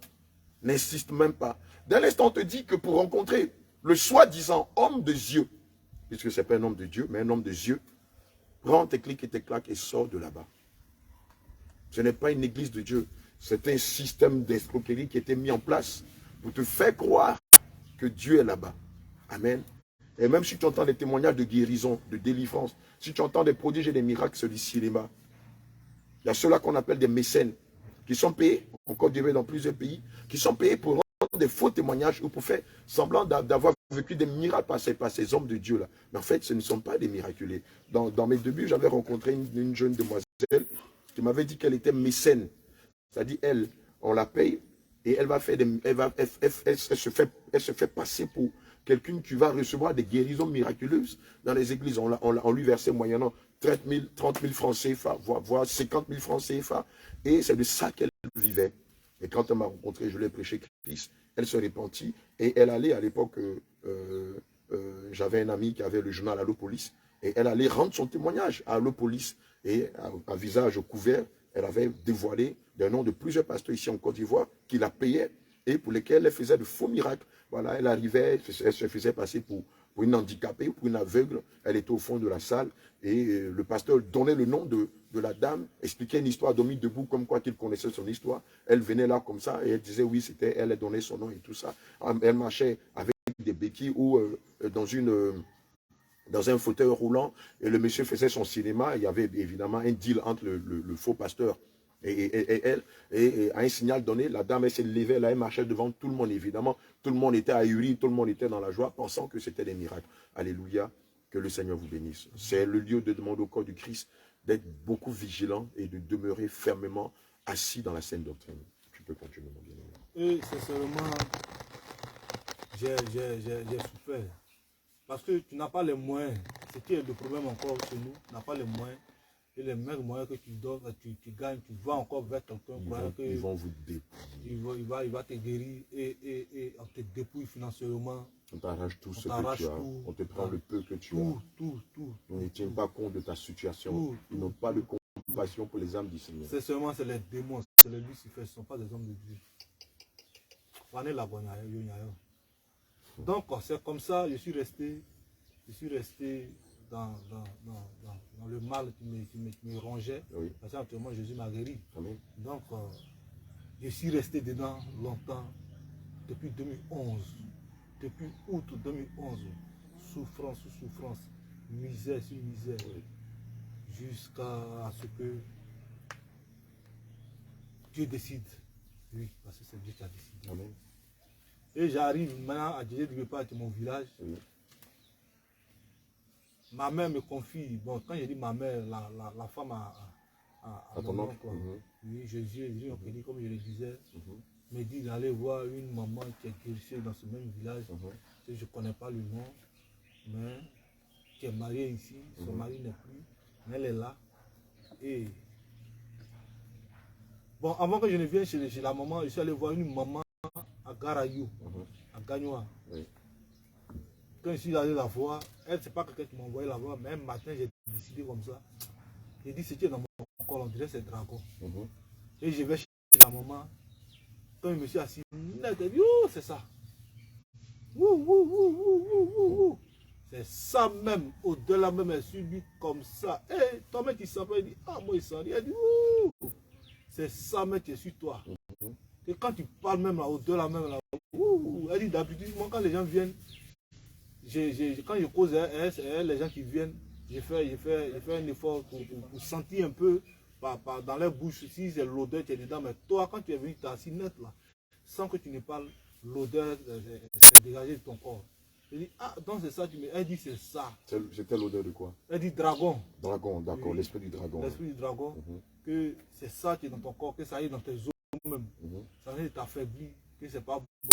Je lui dis, ah, si tu as su que réellement, tu peux faire quoi? Il dit, oui. Il dit, c'est comme elle dit, 10 500 francs. Il dit, de payer la somme de 10 500 francs.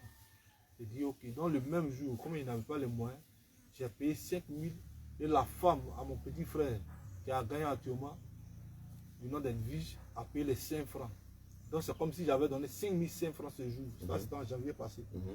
Et je suis revenu, j'ai lutté, j'ai eu une somme de 10 000. Je suis reparti à Caraïo, j'ai payé les 5 000 francs qui restaient. Et la maman m'a fait boire une portion. J'ai commencé à vomir. Mais après, je sentais que c'est comme si elle n'avait rien fait. Rien. Donc j'ai dit à la femme, parce que la femme de mon frère, elle a demandé à ce qu'il reste chez elle pour qu'elle puisse m'aider dans ce qu'elle devait faire comme médicament. Donc c'est là-bas, j'ai fait même une semaine avec elle. Elle a dit, et je lui ai dit, ah, elle dit, j'ai dit oui. Elle dit, ah, c'est la même là, je ne sens rien. Hein. Et quand je dors là, c'est toujours la même chose. Elle dit, ah, que c'est elle qui a soigné mes 2 enfants. Tu vois ton neveu le plus petit et le plus grand, c'est elle qui les a soignés. Elle dit, ah, maman, pour moi là. Donc je l'appelle un jour. En ce moment, il est encore à gagner. Ah, maman, elle dit, oui, ça va. Quand ton mec cherchait ton numéro pour t'appeler, tout ça là. Que tu dois faire 2e tour, hein, tu dois revenir encore, il te fait boire, il te pimenter. Que tu dois payer 5 000. Elle dit, ah, il doit payer 5 000. Elle dit, oui. Elle dit, mais tu m'as dit 10 100 francs, il a déjà payé un. Elle dit, oui, mais tu dois faire un 2e tour. Ah, où il a enlevé l'argent. Comme il y avait un téléphone Android, il a commencé à causer avec l'un de mes petits qui est élève. Et c'est seulement le petit est venu même nuit. Il m'a envoyé 5 000 francs sur mon compte. Il dit, ah, le vieux, c'est vraiment tu souffres. Mais comme il n'y a pas l'argent, voilà 5 000, tu as le payer, c'est ce que tu avais dit. Et le lendemain, il s'est allé chez la femme. Il est donné les 5 000. Il a fait la même chose. Je suis revenu. Un jour après, 0. J'ai fait asseoir la femme de mon frère. Il a dit, la femme, vous dit qu'elle a guéri les gens, mais moi, pour moi, là, moi je ne sens rien. Hein. Elle dit, ah, c'est seulement, elle a guéri moi, maintenant, tu vois, mais tes neveux là. Il dit, ah, mais moi-même là. Mais pour moi, c'est au moins 10 dragons. Elle a commencé à rire. Donc, réellement, lui qui a la guérison réelle, c'est Jésus-Christ. Alléluia. C'est seulement. Alléluia. Je sais d'où je viens. Amen. Je sais ce que j'ai traversé. Je sais ce que j'ai vu. Alléluia. Il y a des nuits où je ne peux même pas dormir. Il y a des nuits où je ne peux même pas dormir.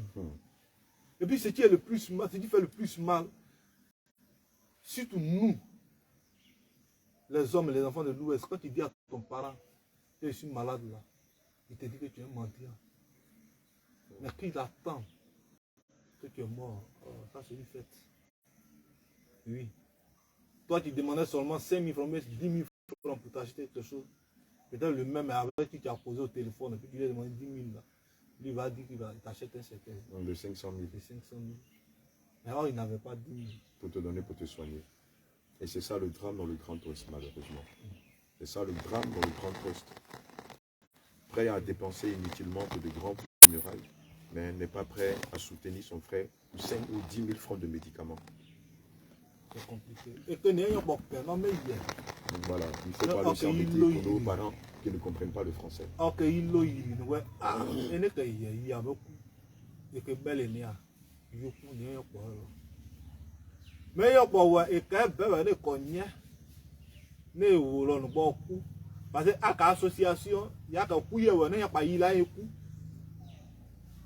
là coup c'est une association il y a pas que écou c'est que derrière anen ame ya gada il bail ame la goza ka donner de coup. Je disais tout à l'heure que nos parents à qui on demande de l'aide financièrement, ils ont des associations. Oui. Donc, quand ils perdent un parent, s'ils devaient dépenser au moins 1 million au funérailles, ils gagnent au moins 10 millions. Oui.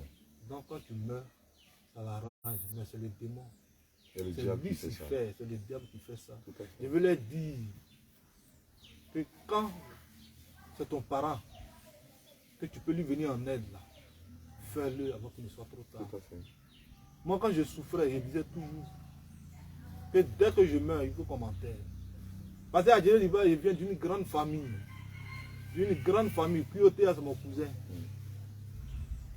Théa Goku, c'est mon oncle. Roi Goku, je vais citer le nom. Roi Goku, c'est mon oncle. Théa Goku, c'est mon oncle. Kyotea, c'est mon cousin. Parce que son papa est frère à moi, mon papa. Et on a ces gens-là. On a des cousins même là. Sincèrement, c'est pas facile. Hein. Ouais. C'est pas facile, surtout au pays de Dieu. C'est pas facile. Mais c'est mieux qu'on ait la vie du Christ. Aujourd'hui, je viens de très loin. Ouais. Je viens de très loin. Très loin. Je dis de très parce que j'ai traversé des moments difficiles. Oui. J'ai traversé des moments de pitié. J'ai traversé des moments de misère. J'ai traversé dans des moments même où tu te réveilles. Tu es malade depuis que tu n'arrives même pas à manger. À tout la royaume. Il y a un Nazaka. Mais il s'est nommé de sa main. Et il y a même comme. Et il s'est nommé de sa main. Ne coup. Ne m'a mis beaucoup. Et je vais dire en vérité que où Dieu m'a enlevé, il m'a enlevé très loin. Et c'est qu'il va me mettre au premier rang. Au nom de Jésus. Et c'est que ceux-là qui ont voulu me faire mal, ils vont me voir devenir quelqu'un. Ah oui. Et ils vont se renseigner. Mais où là aller? Et je leur dirai que je ne suis pas allé quelque part. C'est Dieu. Alléluia. Amen. Et c'est lui qui m'a enlevé dans la tombe. Amen. Et je me rappelle, je continue encore mon témoignage. Quand je suis arrivé le 25 février à Djéné Liba, c'était un samedi. On allait voir la soi-disant guérisseuse qui est encore là. Et je lui explique comment je vis le mal. Comment je n'arrive même pas à dormir. Comment quand je suis là, tout mon corps est rempli de crampes. Même mes doigts, tout mon corps. Et je ne vais même pas à la selle. Je peux faire au moins 2 semaines, je ne vais pas. Elle dit, ah, l'homme normal, tu ne vas pas à la selle pendant 2 semaines. Elle dit, mais est-ce qu'elle est à l'hôpital? Dans les débuts, je ne peux pas mentir, il n'avait pas les moyens. Je suis allé à l'hôpital une fois où on m'a placé scan et puis on me dit mon côté ici est paralysé et mon côté fonctionne. Je dis, ah mais ça c'est quoi?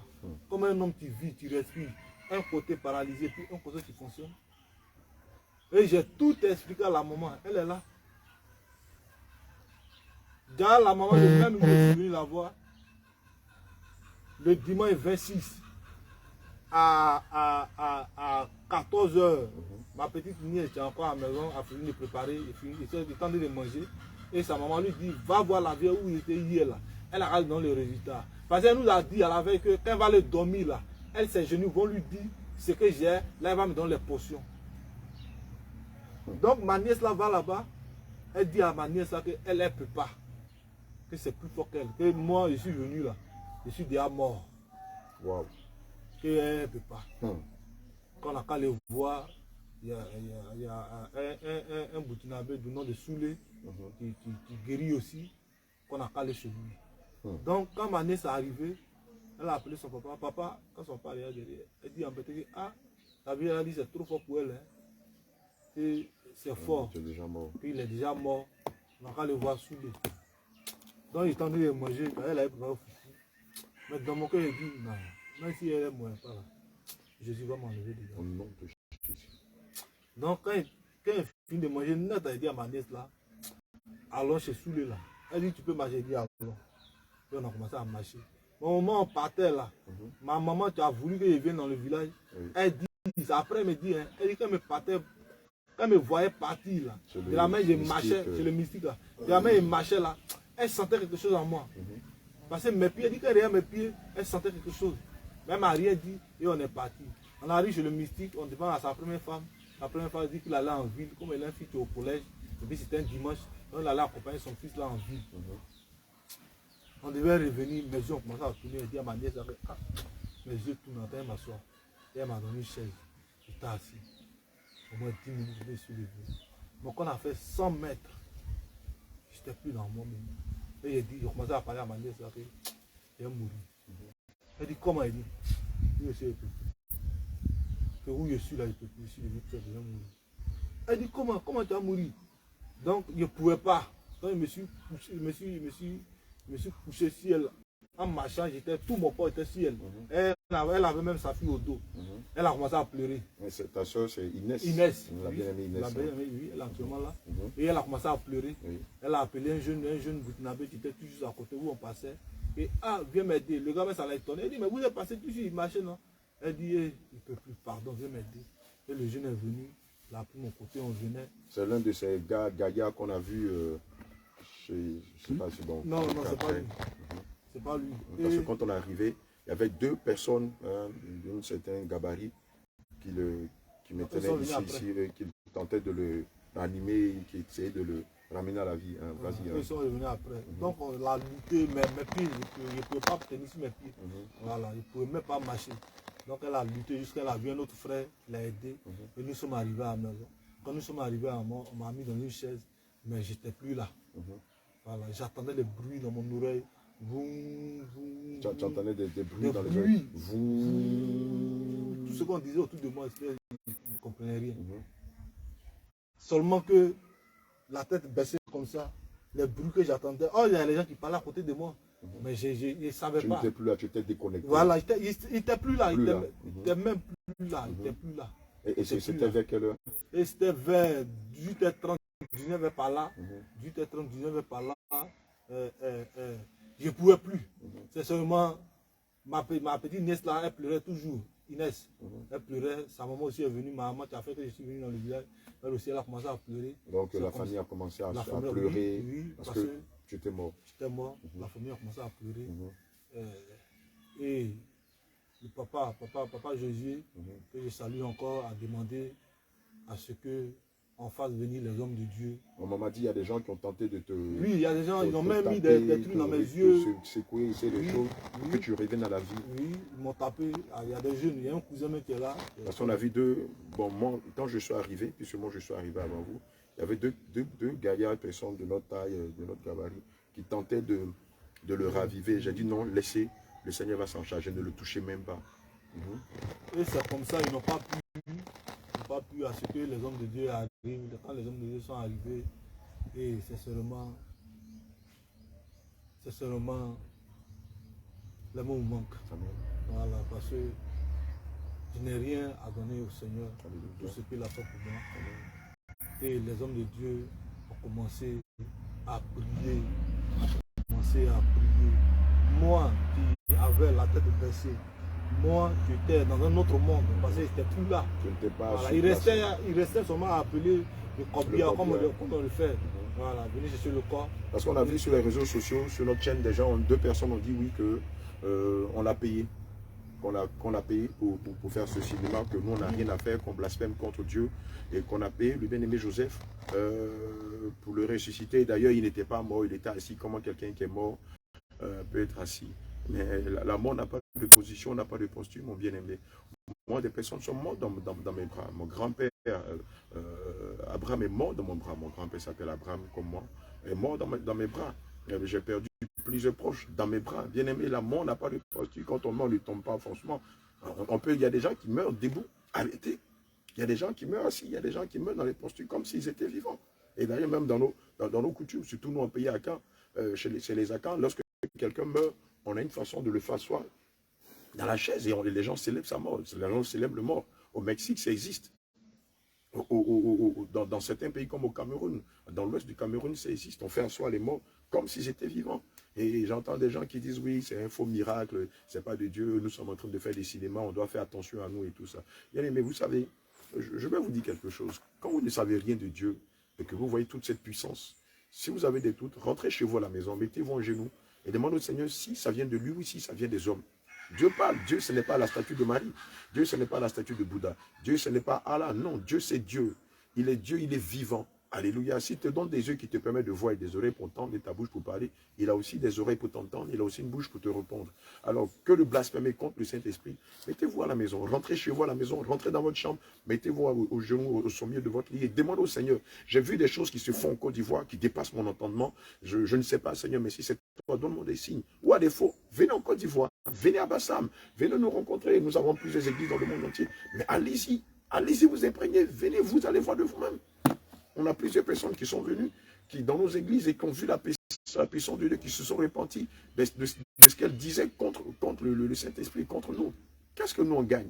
Et puis dites-moi, quelqu'un qui prêche la sainte doctrine, le dépouillement du corps, la sanctification, qui prêche la justice, la repentance, qui prêche le renoncement, a-t-il déjà même les moyens pour payer quelqu'un pour faire un tel cinéma?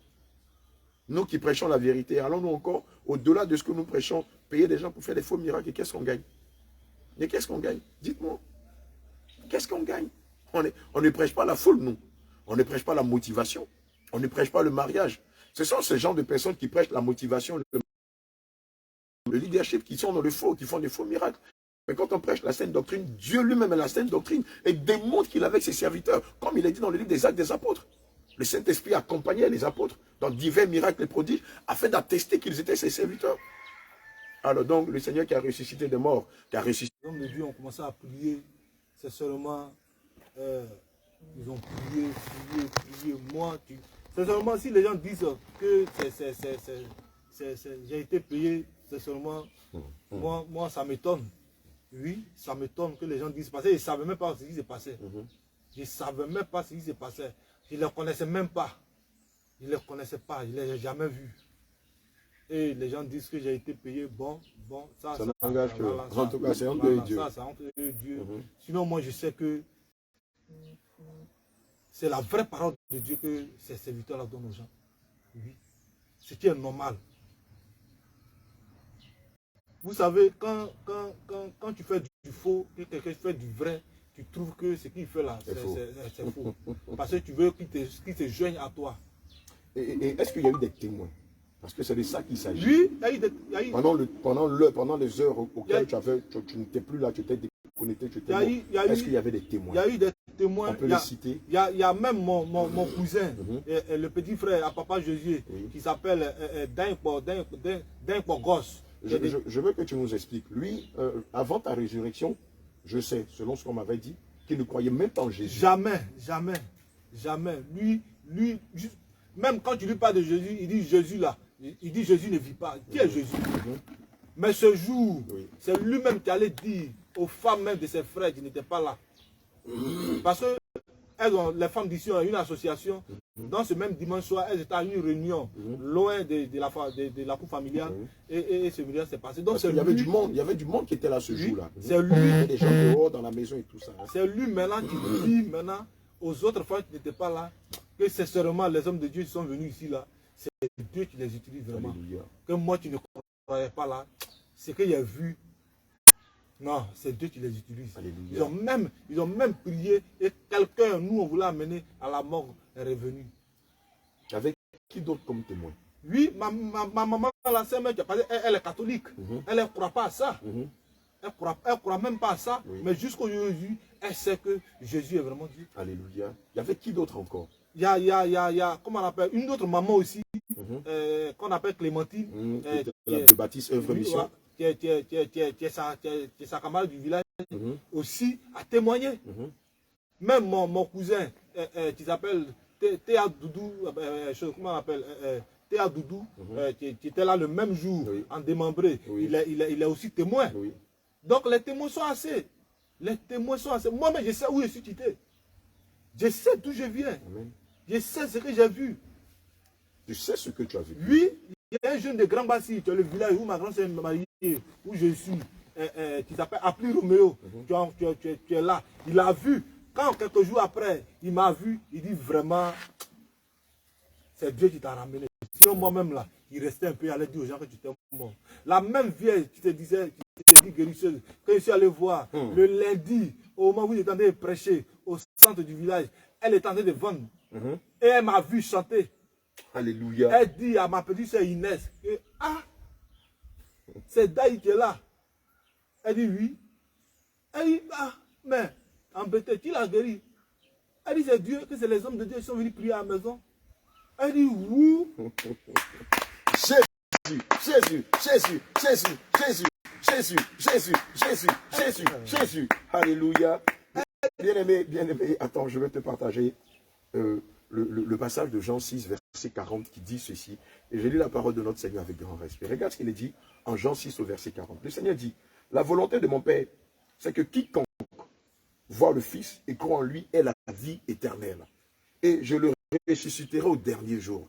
Bien-aimé, la puissance de Dieu existe. Les témoins de Jéhovah disent qu'il n'y a plus de puissance en Dieu. C'est fini que c'était dans le livre des Actes des Apôtres.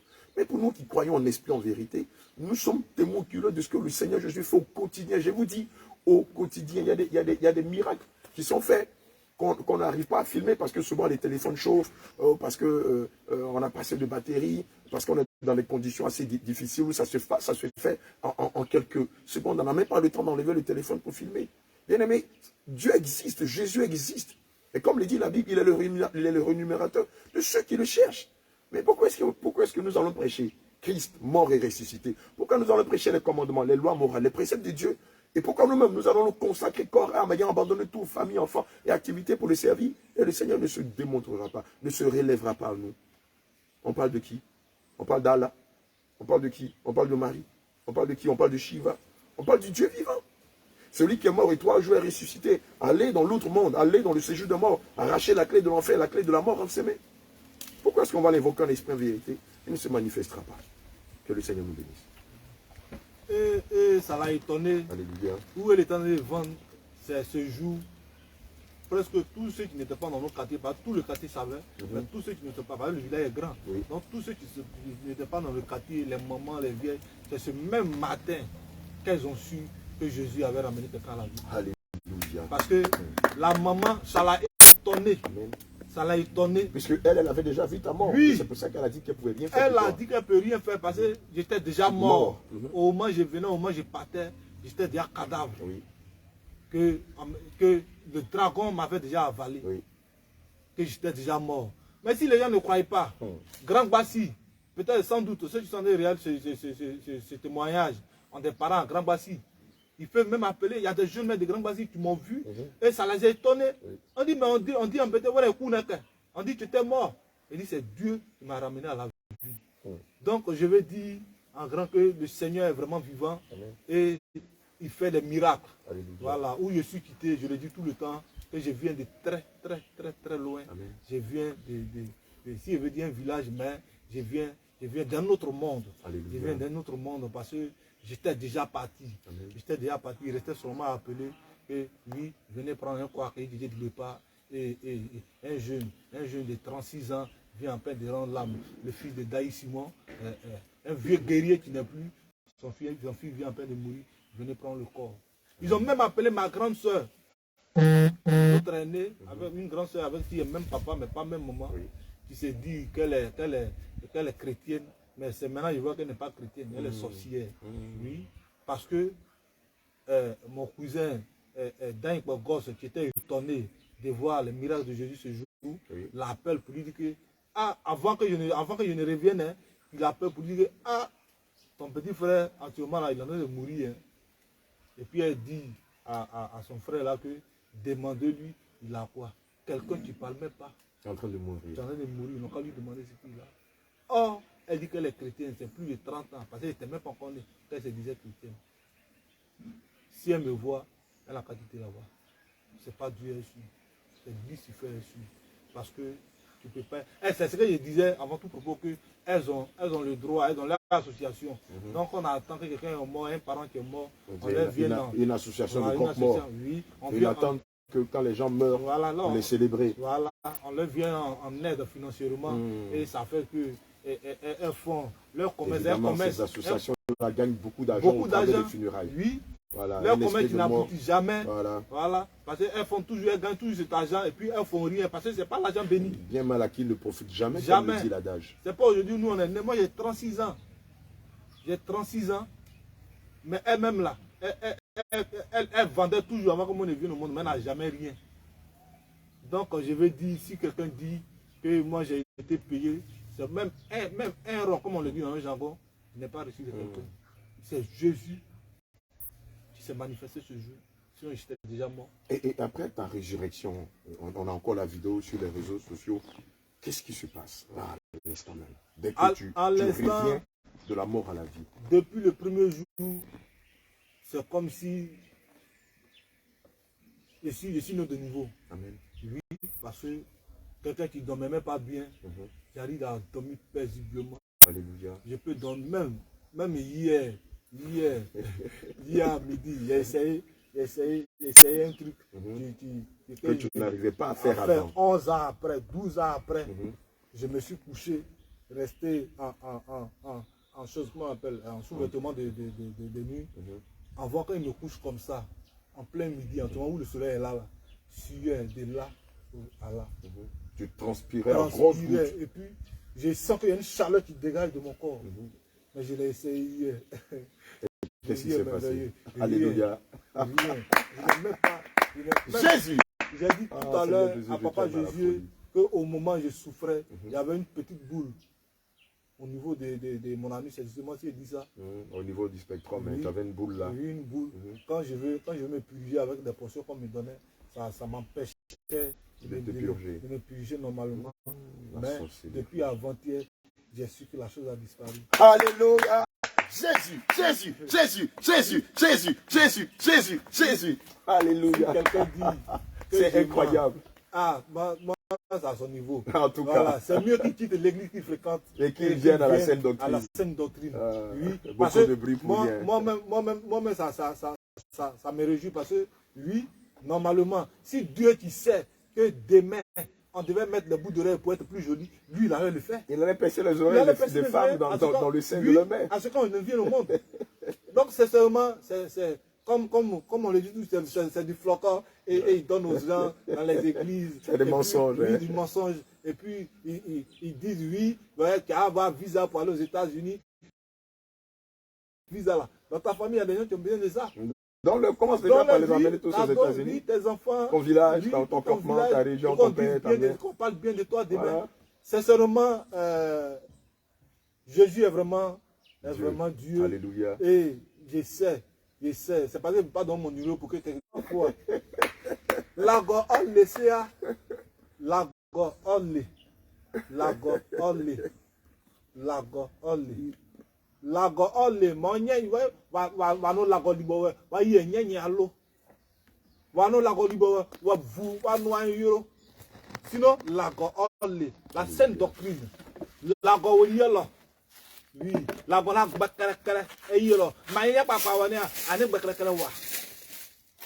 on n'aime pas la vérité.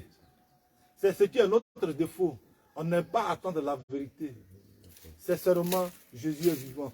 Moi, où m'enlever, sincèrement, Dieu est grand. Mon bien-aimé Joseph, est-ce que tu pourrais reprendre la partie où tu disais que avant tu ne pouvais aller qu'à la salle une fois chaque deux semaines. Mais aujourd'hui, qu'est-ce que tu constates? Aujourd'hui, une grande amélioration, pas une légère, mais une grande amélioration. Et de la tête aux pieds, comme je souffrais avant, actuellement, je suis à l'aise que tout. Tu as dit que tu avais une boule au niveau du spectrum, oui. c'est-à-dire au niveau du spectrum, là où tu fais sortir les excréments, qui faisait que tu ne pouvais pas te purger. Oui, je ne pouvais pas me purger. Une fois quand il met la pompe, le contenu ne sort pas, parce que ça m'empêchait de bien me purger. Et aujourd'hui, la boule qui était dans le spectrum, ça a disparu. Totalement. C'est parce que je ne peux pas me déshabiller. Sinon, ça a disparu. Ça a disparu. Il est le médecin par excellence, mon bien-aimé. Et au moment où je souffrais, quand je suis là, mes pieds chauffent. Mes pieds chauffent. Quand je suis là, mes pieds chauffent. Maintenant, tout est parti. La température est normale. Normale. Elle est normale. Comme si elle venait à peine de naître. Jésus. Donc Jésus, sincèrement, quand tu décides de te donner à lui, sincèrement, il te reçoit les bras ouverts. Amen. Oui. Et s'il y a quelqu'un qui m'écoute de là, s'il y a quelqu'un qui me regarde de là, je veux qu'il sache que, sincèrement, la saine doctrine enseigne vraiment la vérité. Alléluia. Enseigne vraiment la parole de Dieu. Et si tu es encore quelque part, fais un effort. Parce que nos soi-disant hommes de Dieu que nous avons dans nos temples, nous n'enseignent pas ça. Oui. On a des femmes qu'on dit pasteurs. Or, dans nos familles, les femmes n'ont pas droit à diriger une famille. On est à Gagnois, là. On Oui. est dans les cantons Badi. Elles n'ont pas le Il n'y a droit. pas de femmes pasteurs ici. Hein. Elles n'ont pas Il le n'y a droit. pas de femmes chefs du village. Non. Après, il faut être grand femme Non. pasteur. Hein. On peut pas. Tu peux admettre ça. Parce qu'une femme soit au devant de tout. Sincèrement, si tu te loin. Alléluia. C'est seulement. Bien aimé, le livre d'Ésaïe 53, verset 5 dit. Ésaïe 53, verset 5 dit. Blessé pour nos péchés, brisé pour nos iniquités. Le châtiment qui nous donne la paix est tombé sur lui. Et c'est par ses meurtrissures que nous sommes guéris. Évidemment, la saine doctrine, c'est Jésus. Et comme je le disais tantôt, et comme il a bien dit, on n'a pas besoin de faire des faux miracles. On n'a pas besoin de payer des gens. Alléluia. Bien aimé, voici ce que le livre d'Ésaïe 53, verset 5 dit. Il était blessé pour nos péchés, brisé pour nos iniquités. Le châtiment qui nous donne la paix est tombé sur lui. Et c'est par ses meurtrissures. Mais évidemment, pour ce type d'évangile, mais Dieu ne peut que se manifester parce que nous le prêchons dans ses commandements, dans ses alliances, dans ses lois morales, dans ses ordres, dans ses ordonnances, dans ses prescriptions. En Matthieu 5, verset 17, il a dit que jusqu'à ce que le ciel et la terre ne passent, aucune lettre de la loi ne sera retranchée. Et donc nous prêchons sa parole, qui est esprit et vie. Évidemment, nous-mêmes, nous avons une vie de consécration. Nous marchons conformément à ce que nous vous enseignons. Mais vous voyez, alléluia. Bien aimé, écoute. Ce n'est pas ce que tu crois, ce n'est pas ce que ton pasteur